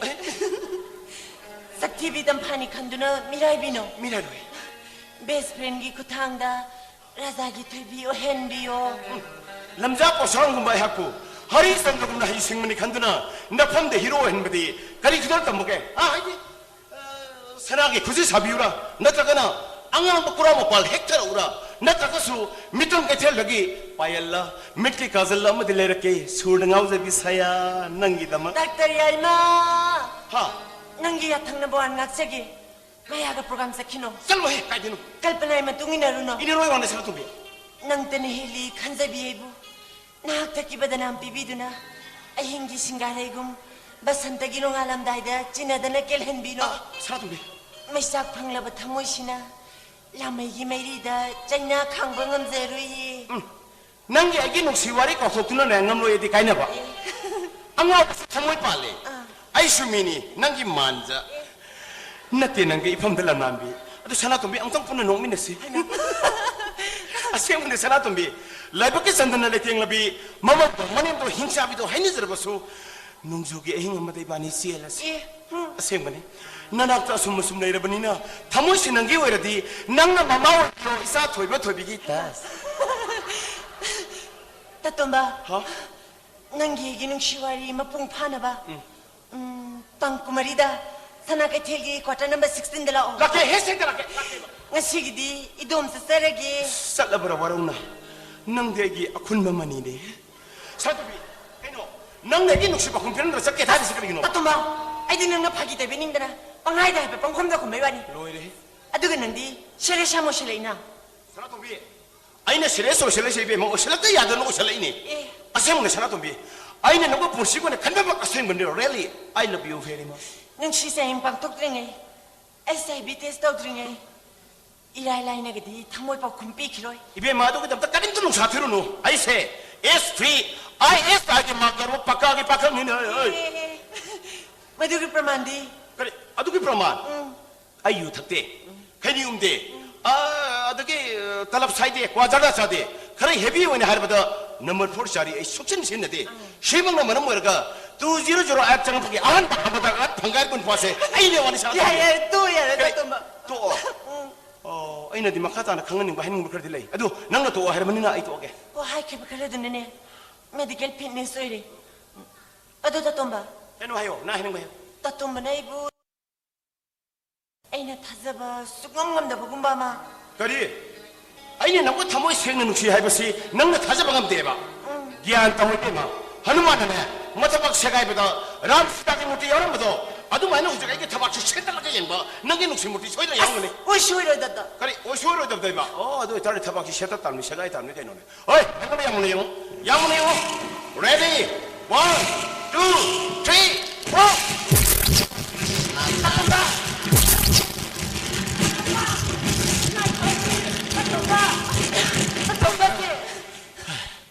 Tabak tu segai na badi. Ito kaniye. Oine somine. Karigamba angang weekend maratuda nanggi nuksi mukti ma ekseng asu uba phanguroi ko. Adu ibo targeti aina nambu thamoi seng nuksi haibasi kari praman tar ut kani torsi deide. Kari praman tong. Tatomba. Lere sangselo ina. Kai leino. Sangselo obe na ta. Kai gino. Sangselo oba. As kai gino ba. Haujuk tagi hono poiba hono ba sangselo oba. Sangselo oba. 세 용코 아이기 민안이 세 시대도 얌무네고 그리고게 Kim tu di. 간종대 Kim tu di. 간종대 Kim teu di. 미셸 쿠도네 그래 라우토게 무네 용코 그리고 Atoma, pinuwi. 그리 너도 비통다요 봐 Nangi di manung tu dane, ay kasaktam sa kasama na ba muye. 또 아이가 아이가 아이게 민만은 거 중고 아들게 쏘는 거 뽑는 것이 농내고 자세 남기 녹시 물뜨게 묵뜨게 하더니 어쩌나 아이는 놓고 타모션 녹시 하기 પર만세 시간에 발이 쳐야 내비 안 했겠노 Ado to toma. 해노 Ngarang agi mangando kiba. Mimit ngau ba rasilay ba mahal tu di. Nang man sumandana. 사람도 민나도 와서도 뿌라 까이고 나대 야로로 낭낭 가랑 낭낭 맞던 등미 로스터 따게 메임만 맞던 내봐 아베다 낭나게 맞던 블랙스는 우르르 누워 말이 사람 Ado na kandi. Amuk suman gum tau. Amuk suman gum tau. 사람도 왜낭 와칼 야모네 칼로 이베마 아이게 풍치세 행밤에 시부게 필요세 어이 낭 원들 내렸네 낭 세베마 레샤비 풍가 파르파가 자나테 낭세 짭짤 마풍브레 파르브네 아이나 컨셉을 어떻게 랭 돈tor가 나코기 뭉세 미나요네 hingo 풍치세 아따이 가남타게 나테 낭게 담터네 강아봐 Tatumba. 에노 Ay ni kay TV, nupigil bang pagtupog ba na? Tatumba di mapandar, nagsi mamalkahan doon na. Tamoy pa kung doktor ba su? Ay git tamoy di nung nasaba na tiye. 뭐다 하나 사버리지 Ay sikangi, tatumba nanahan makay. Ay wanda, punganda ni yung iba mi yung. Chali ba nung sipa kung daw? 싹잡아 마시니 라인도 딱해서 파울이네 Mani tatumba, marangay di malando kiba. Mamingaw ba, rasilay ba mga to? 까나노 사라통비 까나노 봐 Ado do, 까나노 하이고 사라통비 ado, 하이오다 쇼기마 까나노 봐 아도 하이고 봐 ado do. Hayo ka sa- Nang neba. 또 하이고 Ay na nung siba su, tatumba kikineba. 아주네 아이네 토모스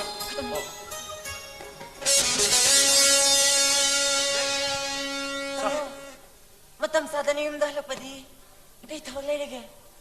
Aru ke eskargi ni kwai chalu ne waman nga potha gen sangem ni je pasna jin sangoi problem ni ramona ai cha nang chemla ke so ai si coffee re sangol ke siam sotana 사라이 샘들 그냥 Tatumba. Yani ya siya maki. 난 샘게 해라 난 샘어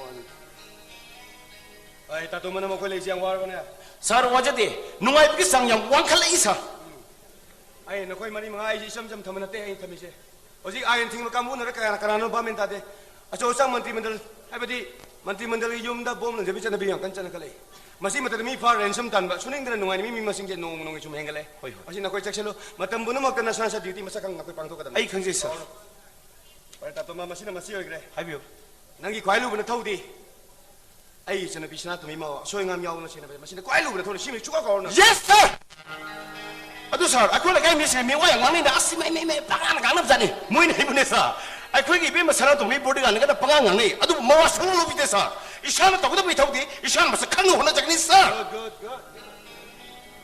chumi duty is duty na thau pang to bari kai bam tokte nangi pang to na thau phajana pang to yak da ne ya right 오예 사 와펌스는 동안에 대두가 덤비르가 아이 하면 안 맞다 그 사람 왕 그다 흥적에는 숨나이 버도 펌버도 사다 항대는 숨나이래서 yare hangone 사라이시고 오피스 온 듀티 레이버 나타는 옵 듀티 레이버 사 ai nang tha khuding to lo phangi do on duty le phangi na tra off duty le phangi do kai wang tha to man nang 사 아두디 에텐던스 레 사다 이게 소이데가 나나 토비 사 ai to ri ngak tani nai to 사 얌농아이지 사 아이데 숨나게 클래스 10 파스 터고 성적 기부 타복니 아두수 파스 카도 소아디가 떠올라 본데 아두 싱네 따도 비를 떠줄 뿐이 사 아두 아이게 소이데 그 사는 많은 거다 와 본 거야 뭐니 사 ai police station asigi na hawi nai o siu bin na tana Hoi. sp so best friend me amani mase mate ka home minister ko yang khal to e mase department se tawni ma to bada ko sira si to ra ngon kana ngang ka do yel ka do ba ꯍꯣꯏ ꯁꯦꯒꯨꯅꯤ ꯁꯥ ꯑꯩꯈꯣꯏ ꯁꯥꯔꯒꯤ ꯇꯧꯕ ꯉꯝꯕ ꯁꯛꯇꯤ ꯂꯩꯕꯗꯨꯅ ꯃꯔꯝ ꯑꯣꯏꯔꯒ ꯑꯩꯍꯥꯛꯄꯨ ꯁꯥꯔꯒꯤ ꯌꯨꯝꯗ ꯊꯝꯕꯤꯕꯗꯒꯤ ꯑꯩꯍꯥꯛꯁꯨ ꯃꯁꯛ ꯊꯣꯛꯄ ꯔꯤꯋꯥꯔꯗ ꯑꯃ ꯐꯪꯖꯒꯗꯧꯔꯤꯕꯅꯤ ꯁꯥꯔ thamore sengo ina ibre lo nang ge pam khuding ai lo shoy na pigre ꯍꯣꯏ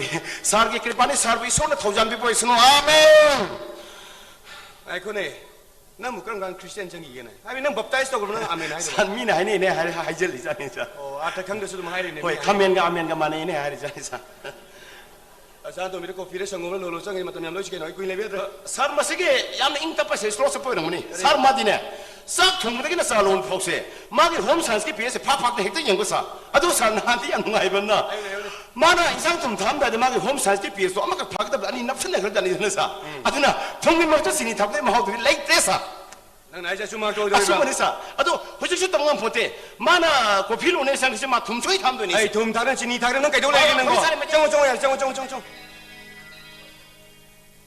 ꯃꯁꯤ ꯀꯃꯥꯏꯅ ꯇꯧꯅꯤ ꯇꯧꯔꯤꯁꯤꯗ ꯃꯕꯨꯡ ꯃꯄꯥꯎꯕꯨꯗꯤ ꯃꯌꯥꯝꯁꯤ ꯃꯔꯛꯇꯤ ꯃꯥꯅ ꯃꯕꯨ ꯏꯁꯤꯡ ꯁꯤꯡꯉꯦ ꯑꯗꯨ ꯃꯥꯒꯤ ꯉꯥꯡꯈ꯭ꯔ ꯂꯦꯞꯄ ꯍꯩꯇꯕꯤꯁꯦ ꯃꯁꯤ ꯃꯆꯤꯟꯕꯥꯟꯁꯦ ꯅꯣꯡꯃ ꯊꯦꯝꯃ ꯐꯖꯅ ꯐꯣꯠꯇ ꯌꯥꯔꯣꯏꯗꯧꯔꯤ ꯃꯁꯤ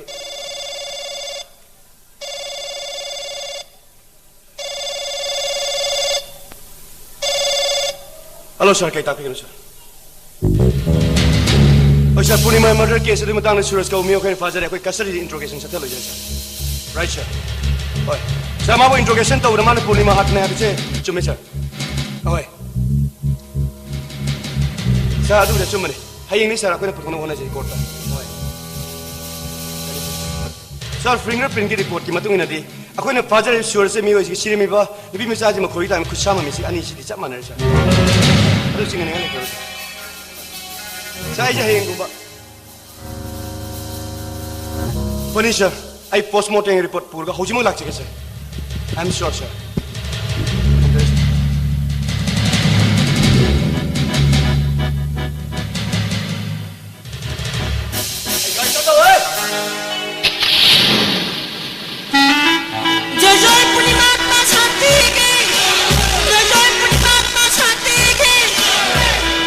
Nabarani itaro minung si khandraba saram chatat pa khunai sibu tung hoinaram laga mina mibu ot nai daba khetna ba laitraba asmilam namda adubu itaro taibang panda kaina mai salang horaba nataro mayamna mit ki pina sodaba labi lamza khudingna nangbu ko hoina thuiduna nangi khongul lirakli Ibang ipunima kau dana ang aubagi mataw ko tama na nagtuhoy nagkaklibase nagbubudra brani taroy Jojoy punima atma shanti ki Jojoy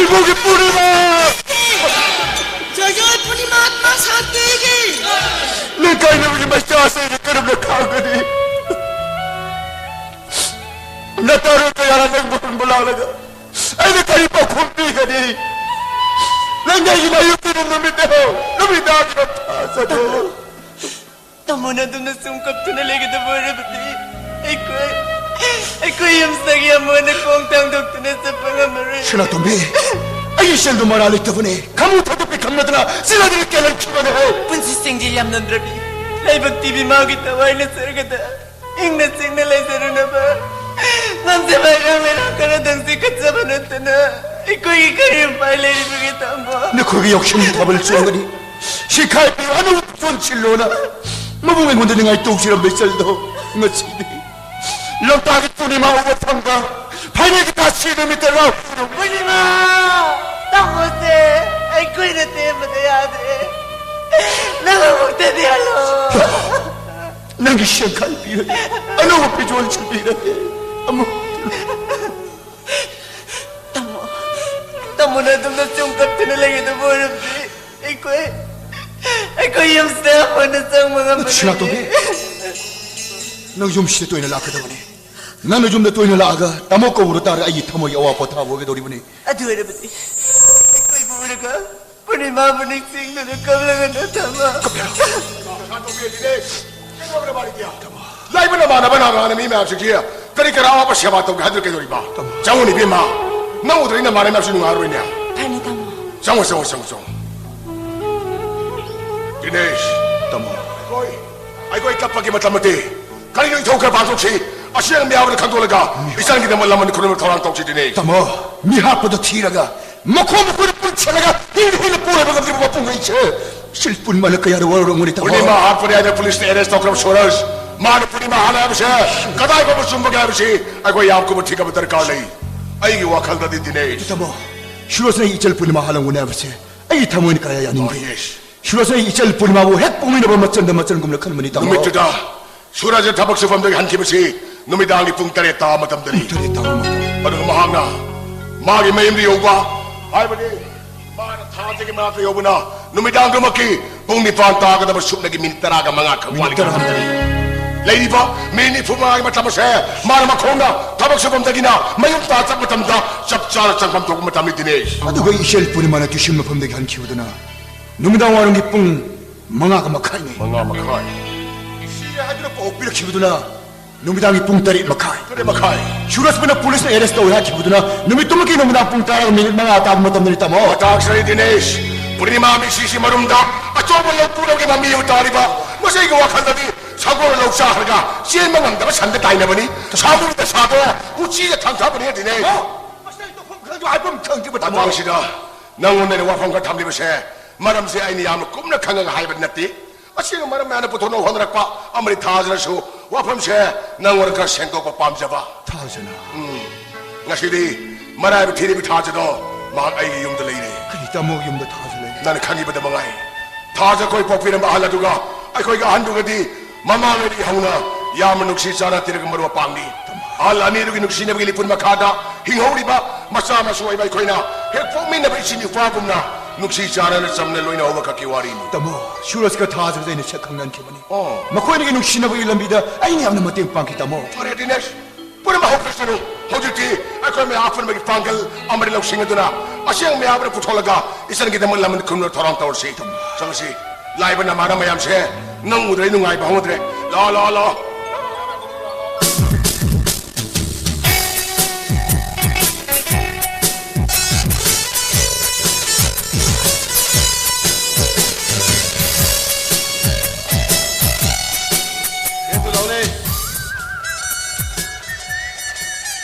누가 말라파 이러는 거. 사. 패시브 폼들 레저리 베이브 누가 만들 거 대목타. 그리 왕왕 논에도 보사. 에, 거기 라이제 패시브 폼은 때문에 액티브 폼이 있는 거. 에.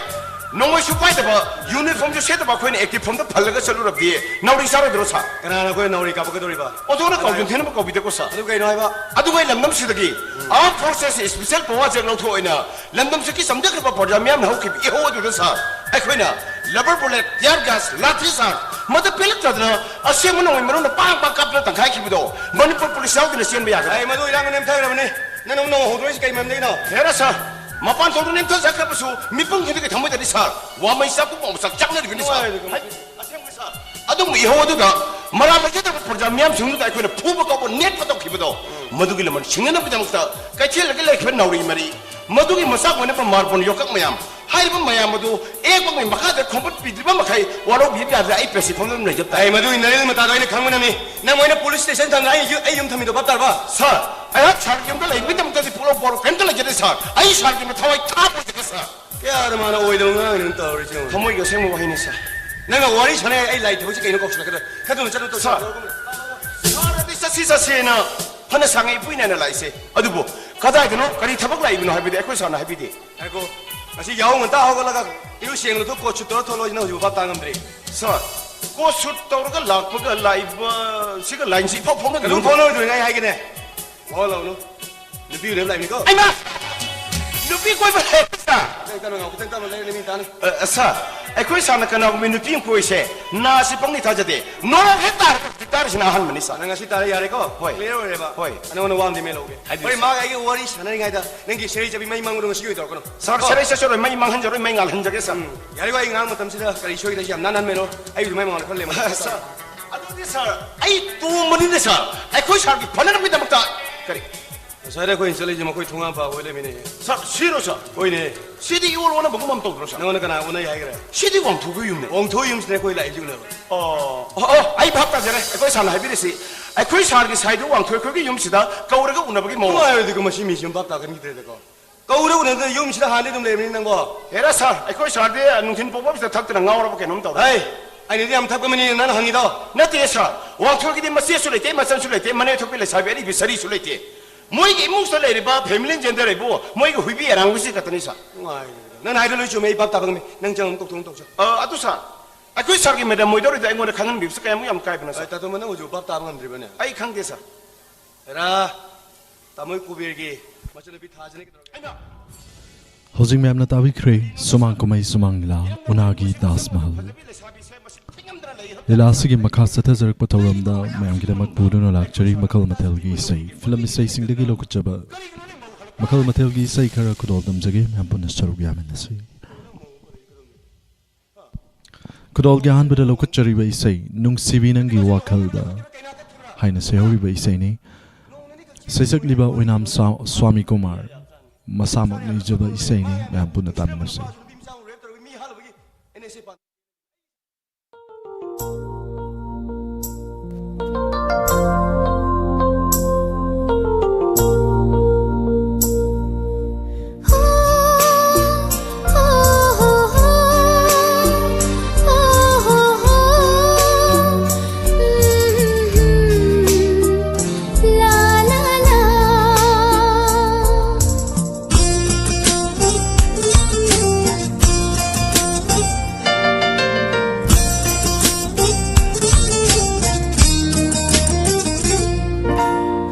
ꯅꯨꯡꯁꯤꯕꯤ ꯅꯪꯒꯤ ꯋꯥꯈꯜꯗ tumba chaba changdana lelene nungsina rashonanga ashok wahanba kaina khibataradi kari oihoni khallubada aidi ngaurene nangi wakhalda pungau ngaure khallubada aidi ngaurene nangi wakhalda pungau ngaure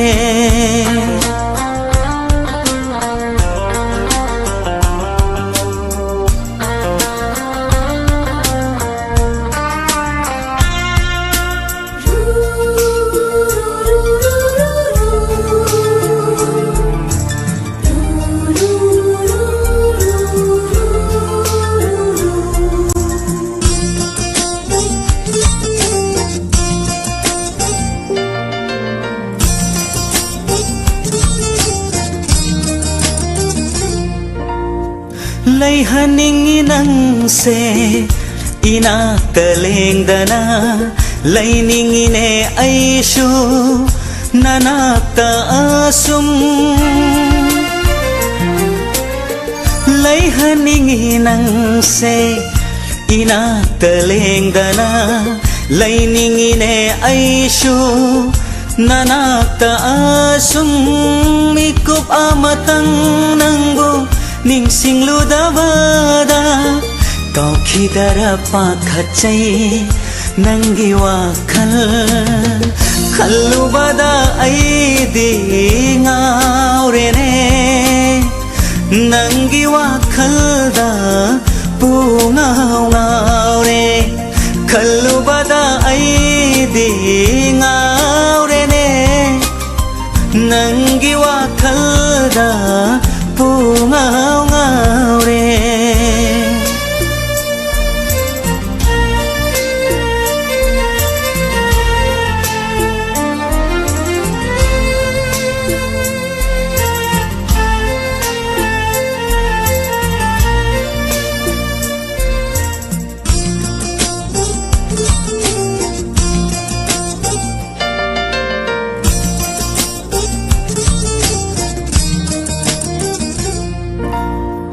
nangdi aigi thawaini seksina thamjaba thamoigi laikolda laishatam libeni nangdi aigi thawaini seksina thamjaba thamoigi laikolda laishatam libeni thawai oibi nangna थादोक्तुना साथखादि करी ओइहौगनी अइगी पुन्सी खल्लुबदा अइदि ngaurene नंगी वाखल्दा pungau ngaure खल्लुबदा अइदि ngaurene नंगी वाखल्दा pungau ngaure nungsibi nangi wakhalda tumba chaba changdana lelene nungsina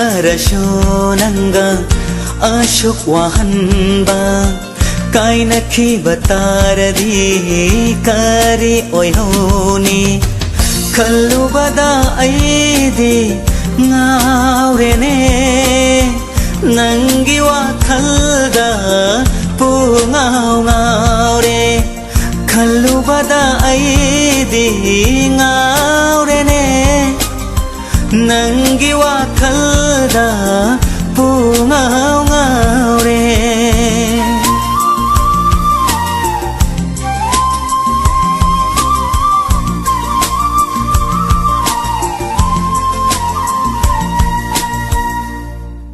Subscribe now and press the bell icon. Never miss an update. ha ha ha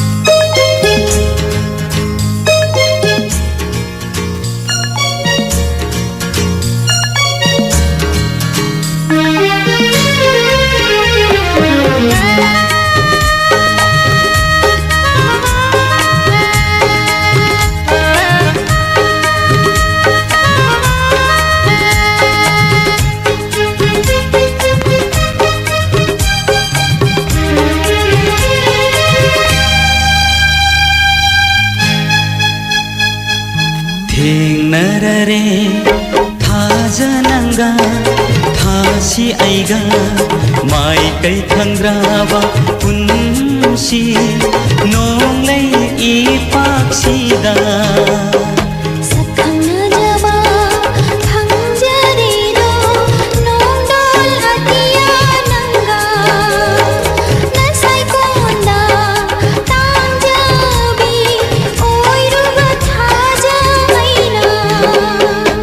ꯊꯦꯡꯅꯔꯔꯦ ꯊꯥꯖꯅꯪꯒ ꯊꯥꯁꯤ ꯑꯩꯒ ꯁꯛꯈꯪꯅꯖꯕ ꯐꯪꯖꯔꯦꯗꯣ ꯅꯣꯡꯗꯣꯜ ꯑꯇꯤꯌꯥ ꯅꯪꯒ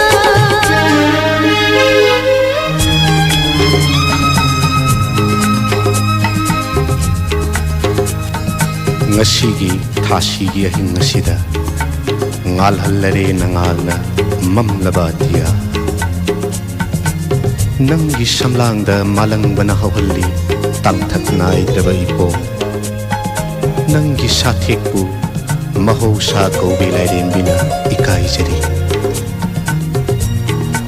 Nungsinadaba kalaknaba laitaba mafam amada Chumthang makhong thiduna nongthang jagoi yengduna Nangi awaba punshi waridagi nathaina lapna kadaida noma Hingminnarushi, Shiminnarushi Hingminnarushi, Shiminnarushi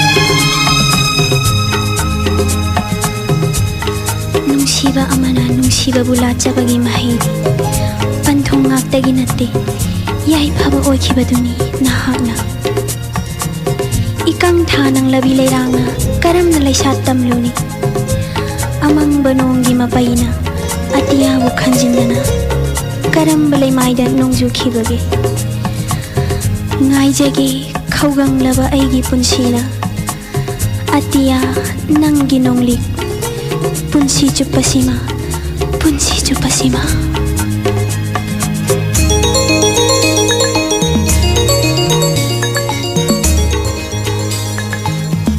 ho ho ho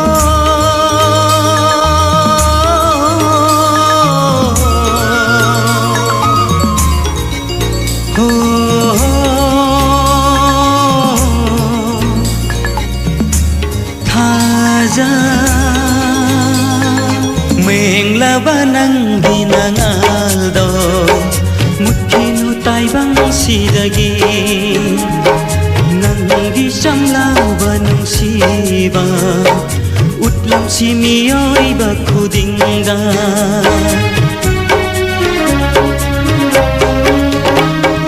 Menglaba nangi nangaldo mutkinu taibang sidagi Nang di samlang lauba nungsiba Utlam si miyoiba kudingda Isay kolda Shat lang ko Atiyagi thamoy layra Isay kolda Shat lang ko Atiyagi thamoy layra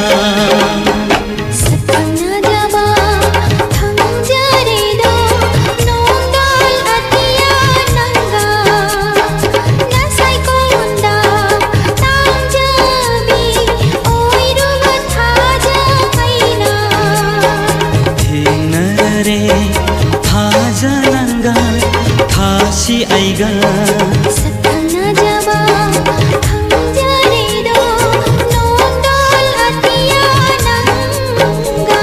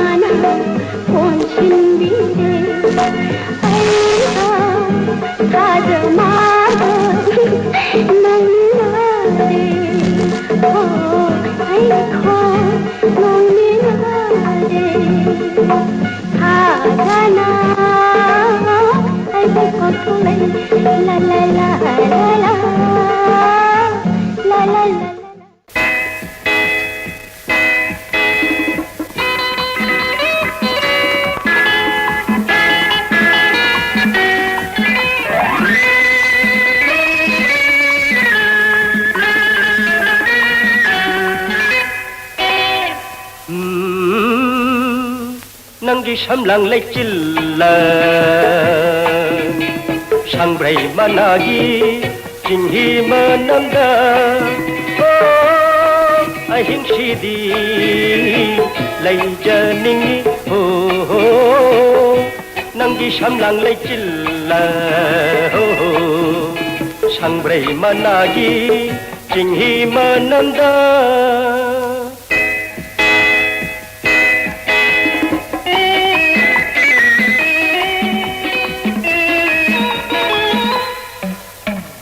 Hai rồi lona lona ta khanjage yengjage kana khangdana pamuna matam se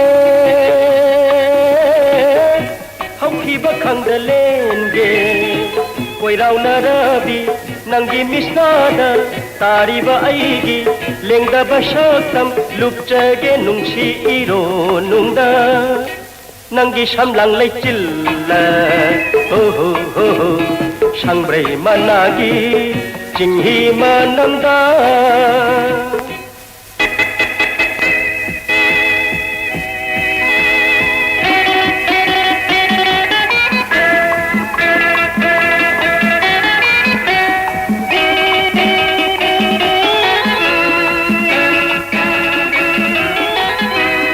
Mai thire Nungshigi Kurukshetrada chokthare Launam gi langda changlure ngai kho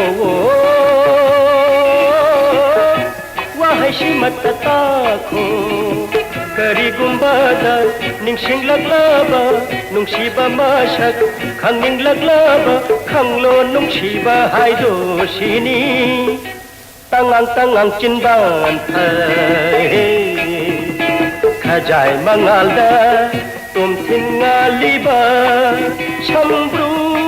छम्ब्रू दुमा ओय जानिंगी ओ ला ला ला ला ला ला ला हे हे हे शंब्रै मनागी चिन्ही मनंदा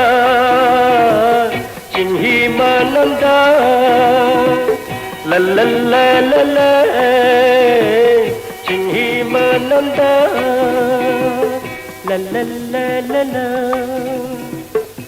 la la la la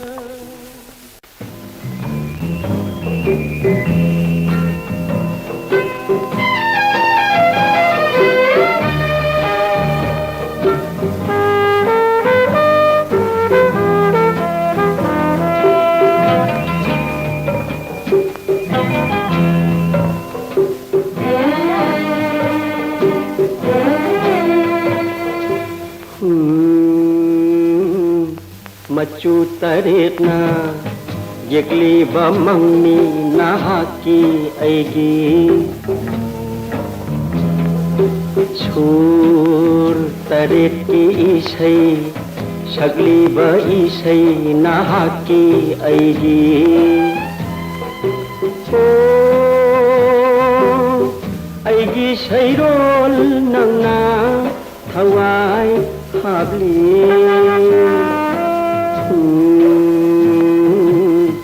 मचू तरेना यगली बमंगनी नाहाकी ऐगी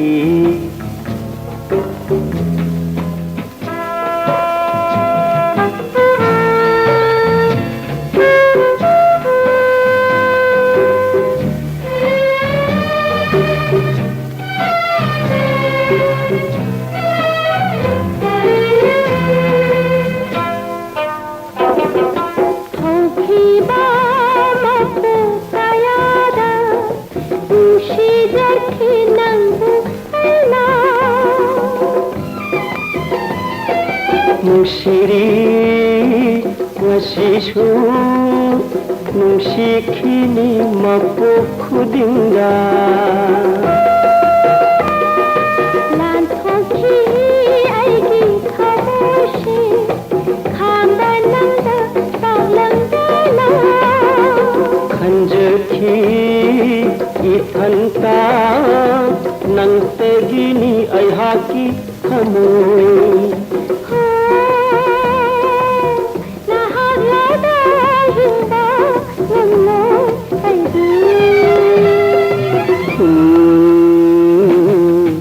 मचू तरेना यगली बमंगनी नाहाकी ऐगी छूर Taret की ईशै शगली ब ईशै नाहाकी ऐगी ओ ऐगी शैरोल नंगना थवाई हाबली मचू तरेना यगली बमंगनी नाहाकी ऐगी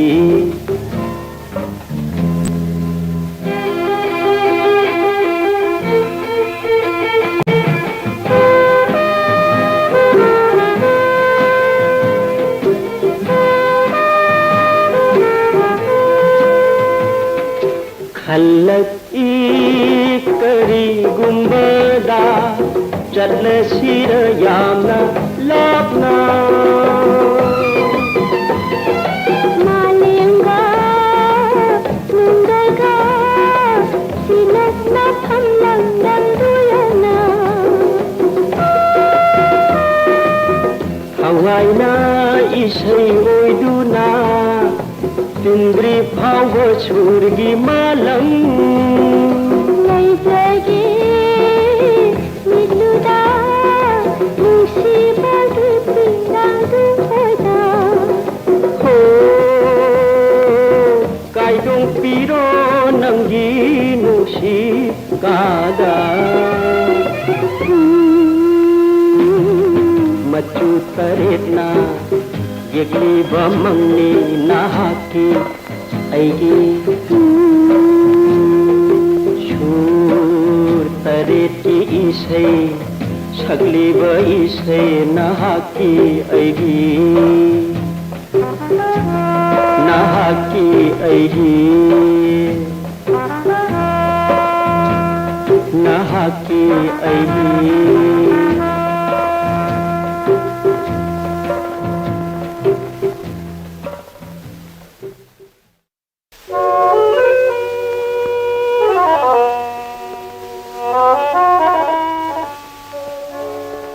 Kari isai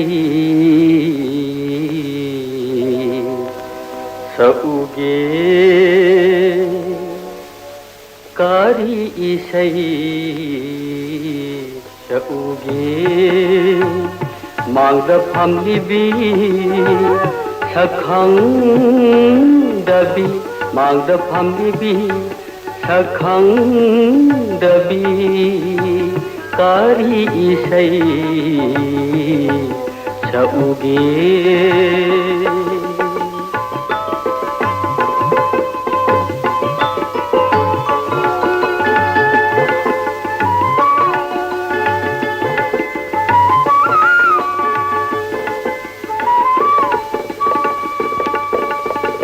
Ningjaba asha kaikhiba kuire Ningjaba asha kaikhiba kuire Pamjaba saisa sukaukhiba kuire Launambi kanagi misumba laiwana manghanbire Kauhanbire Aigi isai sur Kari isai sauge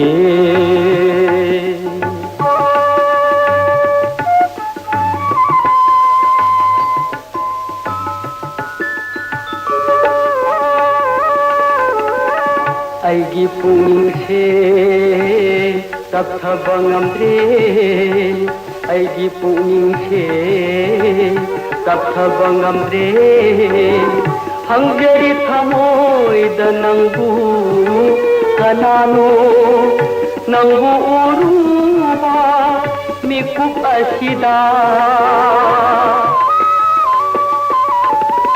Nangbu uruba mikuk asida Mangkra pumba Hangbagum ningne Aigi isai sur Kari isai sauge Mangda phamlibi sakhang dabi Mangda phamlibi sakhang dabi Kari isai sauge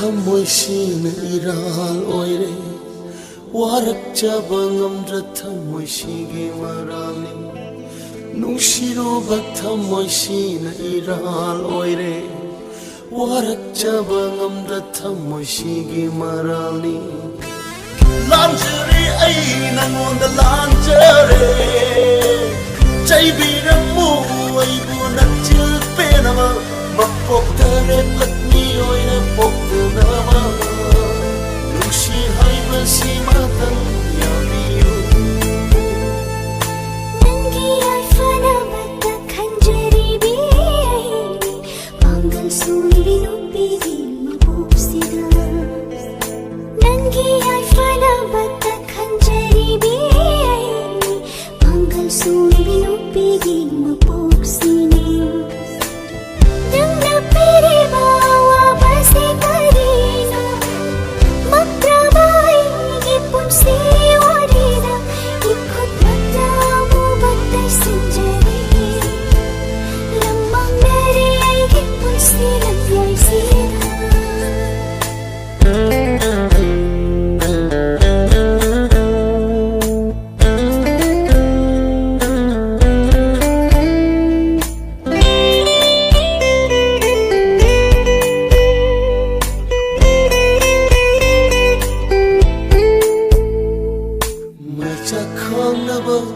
nungshibani khangje wathok chawnaba pamjabani yaje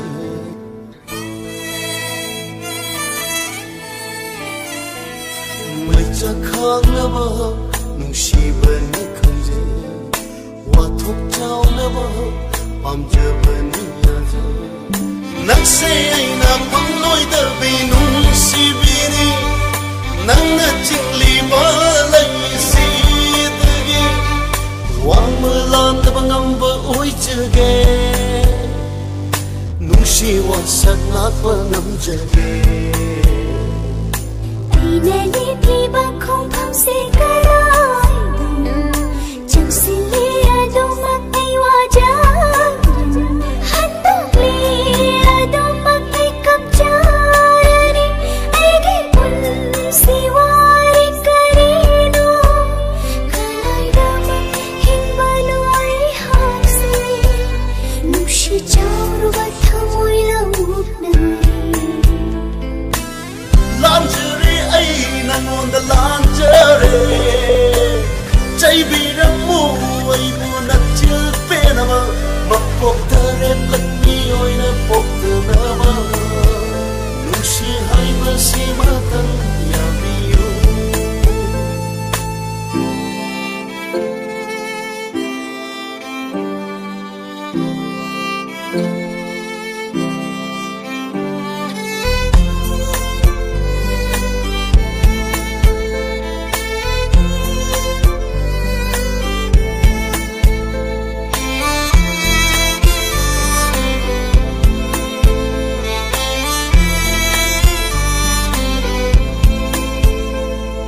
Nushibabo kathokpada nokpa phawbara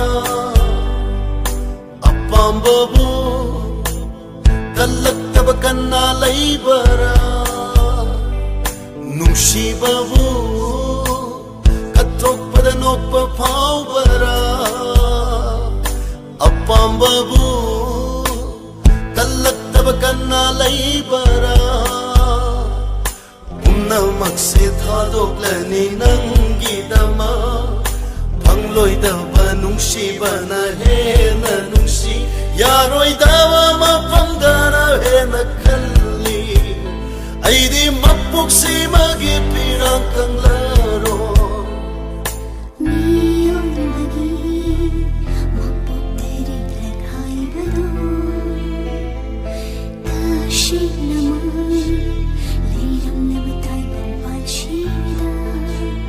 Ngai jaram ge mathang mapokamada thambiram hajang dadak fampama mathang mapoptanang ai khangna naba warauran handaki maposhimadi lanjare ai nangonda lanjare chaibiramu ai bunachil penama mapoktare lakni oina poktanama nushi haiba simatan yabiyo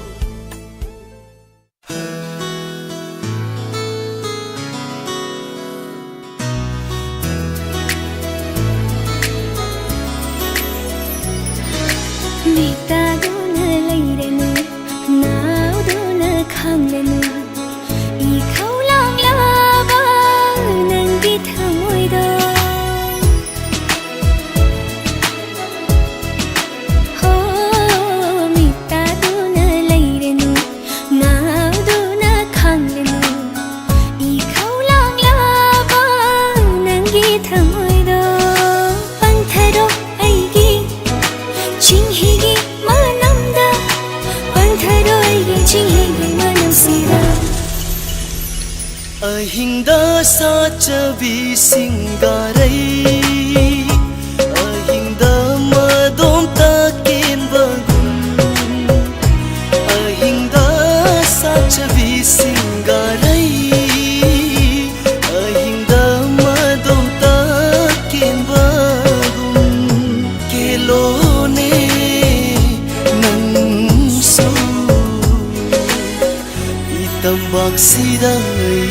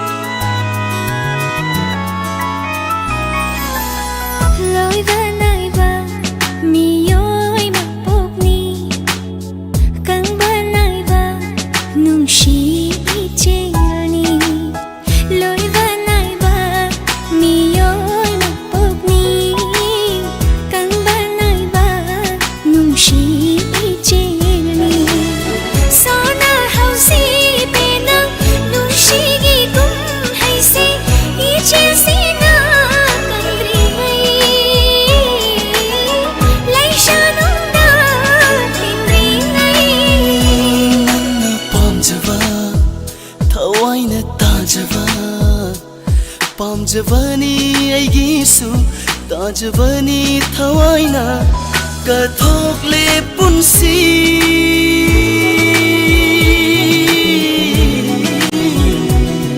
कथोकले पुन्सी से नफमदा ngasi Ichesina kandri fao Laisanungda tindri fao Ichesina kandri fao Laisanungda tindri fao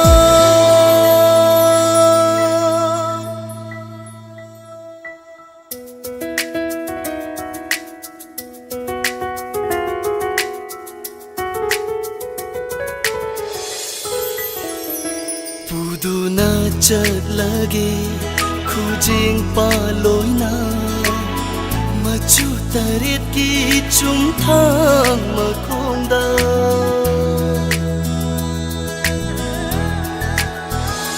Puduna chat lagi Khujing paloina Machu tarit ki chung thang makhongda Lay chuon rivi Khoi thum la lay lagi pina kok lagi khauranga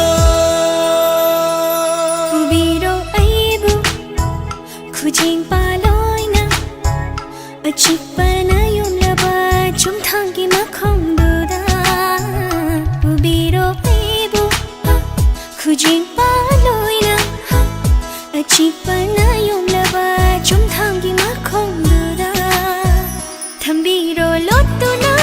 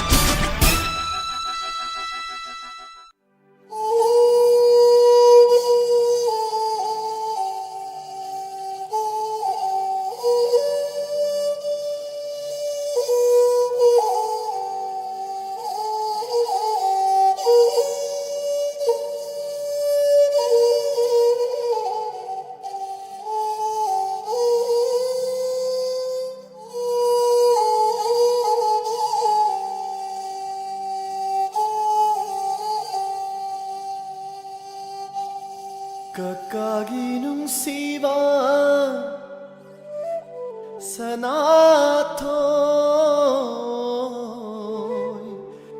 ꯀꯀꯥꯁꯤꯗ ꯂꯩꯌꯦ ꯁꯅꯥꯊꯣꯏ ꯀꯔꯤꯒꯤ ꯀꯞꯂꯤ ꯑꯉꯥꯡꯅꯕꯨ ꯀꯔꯤꯒꯤ ꯀꯞꯂꯤ ꯅꯨꯄꯥꯅꯕꯨ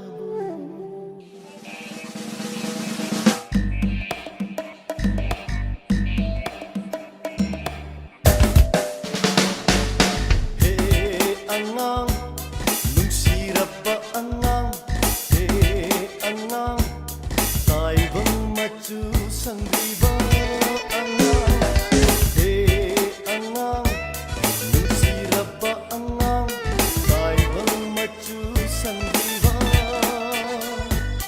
Nakoy na pambadi at sapol sana po nung may kanabi boxing tilabi keret karapi kung takido Am I right? Hey, angang, nungsirap ba angang? Tayo bang matusang diba angang? Hey, angang, samdarap ba angang? Tayo bang matusang diba?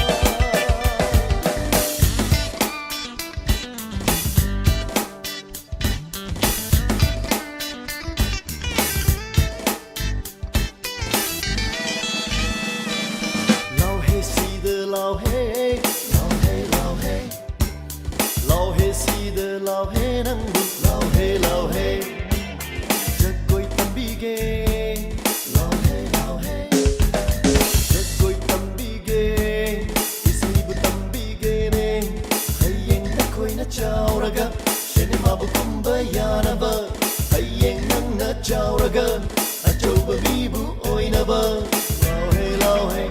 Tambige lao hey, lao hey, tambige lao hey. Come on, children, let's dance.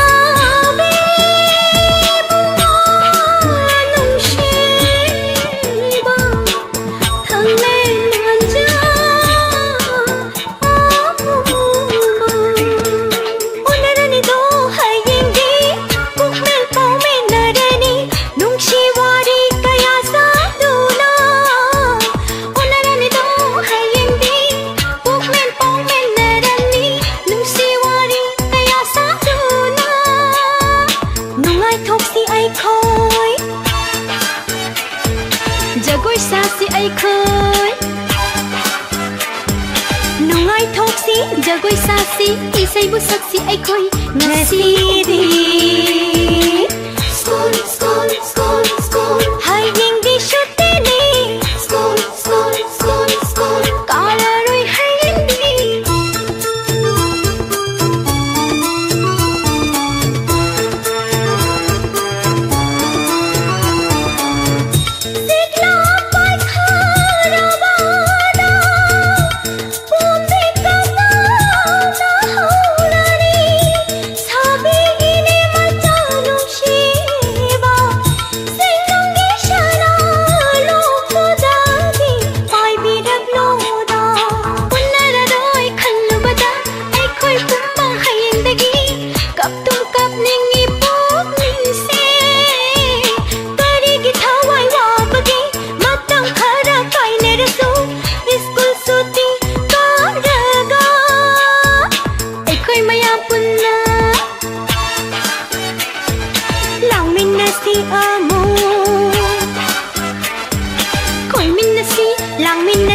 nungayba wari kaya saduna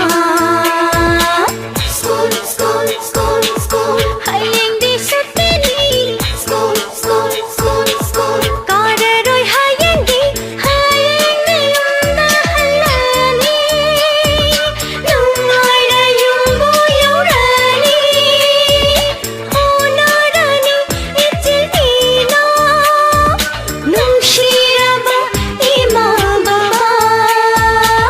School, school, school, school hayengdi shutini School, school, school, school kararoy hayengdi School, school, school, school School, school, school, school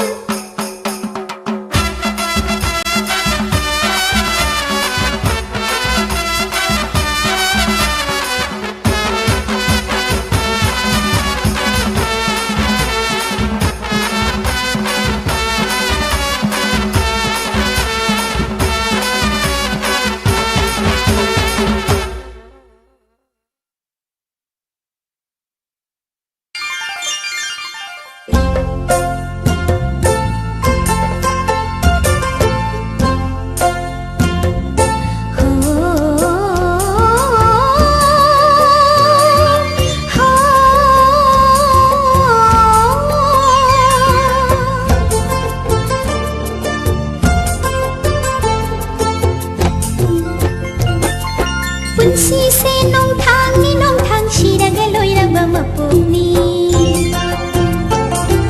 Punsise nong thang shiraga loiraba mapuni Hinglingai da punsi arthabu khanghallamu Hinglingai da punsi arthabu khanghallamu Kathok na hau thamoigi khulon Kathok na hau thamoigi khulon Punsi se nong thang shiraga loiraba mapuni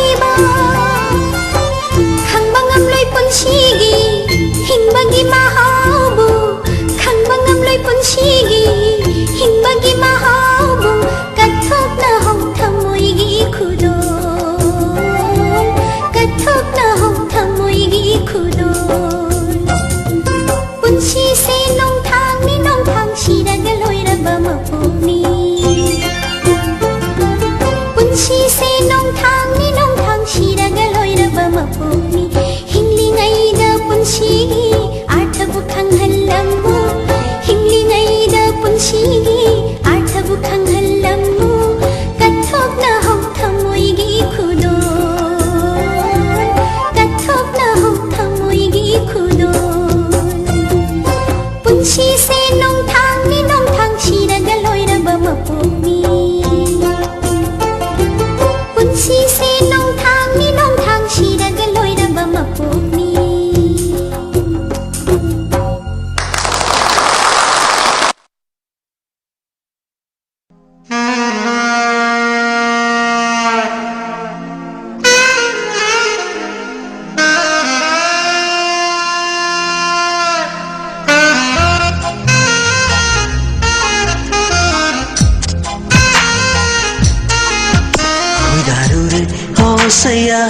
Hosaya nungsiru re Hosaya ngauziru re Hosaya pamziru re Hosaya nungsi ai pu binang se Hawan mi jako tilatai Madongan jabi tha jenang ni Ngalaro ne nang nai githamoy Hati yad nang na Hosaya khoi daru re Hosaya nungsiru re Hosaya ngauziru re Hosaya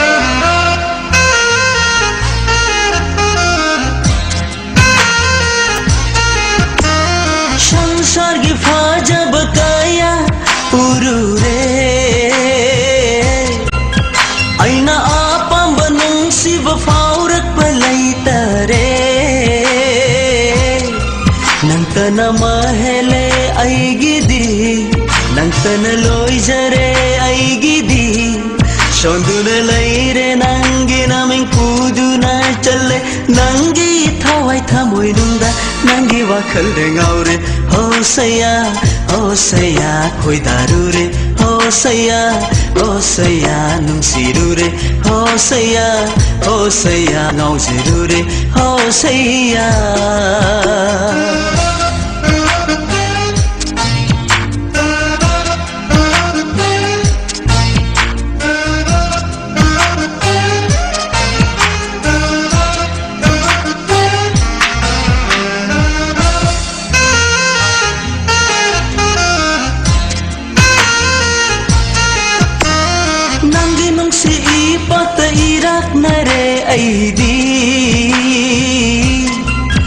Nangi nungsi ithak irai dalukhare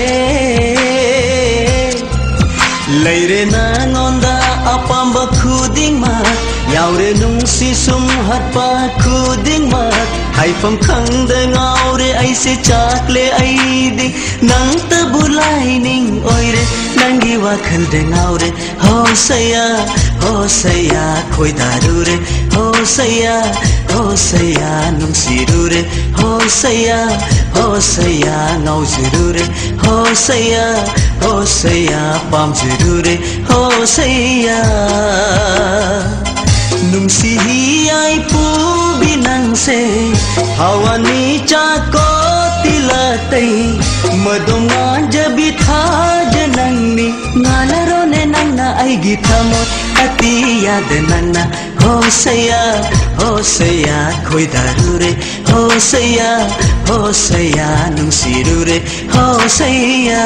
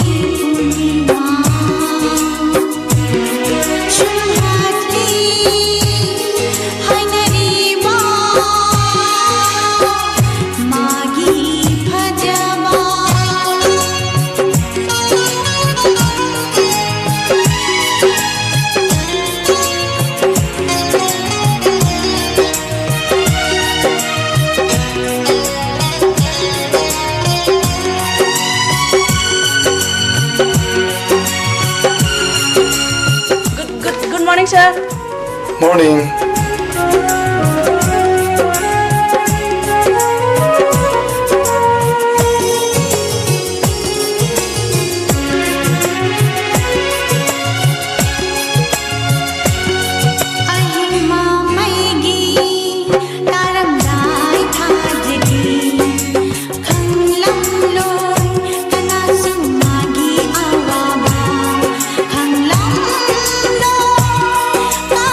Show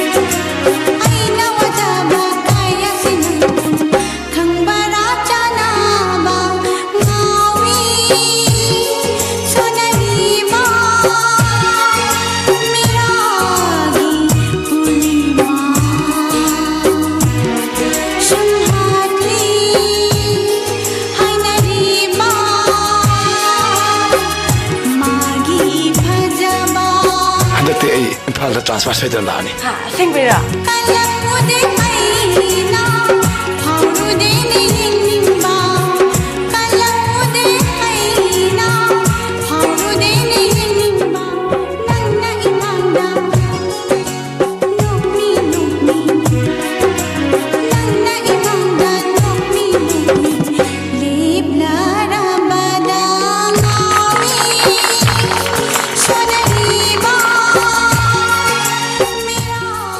Puanana Tagachari Lanthokchari ba 90.0 Wahong Radio gi Makal Matel gi Sai Sing Ta Pili Lukuding po Tagachari Lonana Makatsa Tazar Patoronda Mangidama Pudana Lakchari Inspector de Again over episode listing of Magachani Pan Humputara Manga Asigipan Pantogi Tankak Tani Futarit Subasaru Mapunatamisi YouTube for my Facebook the live video sing na matangi page sa lakpina ba kulimag kasunod Lakchari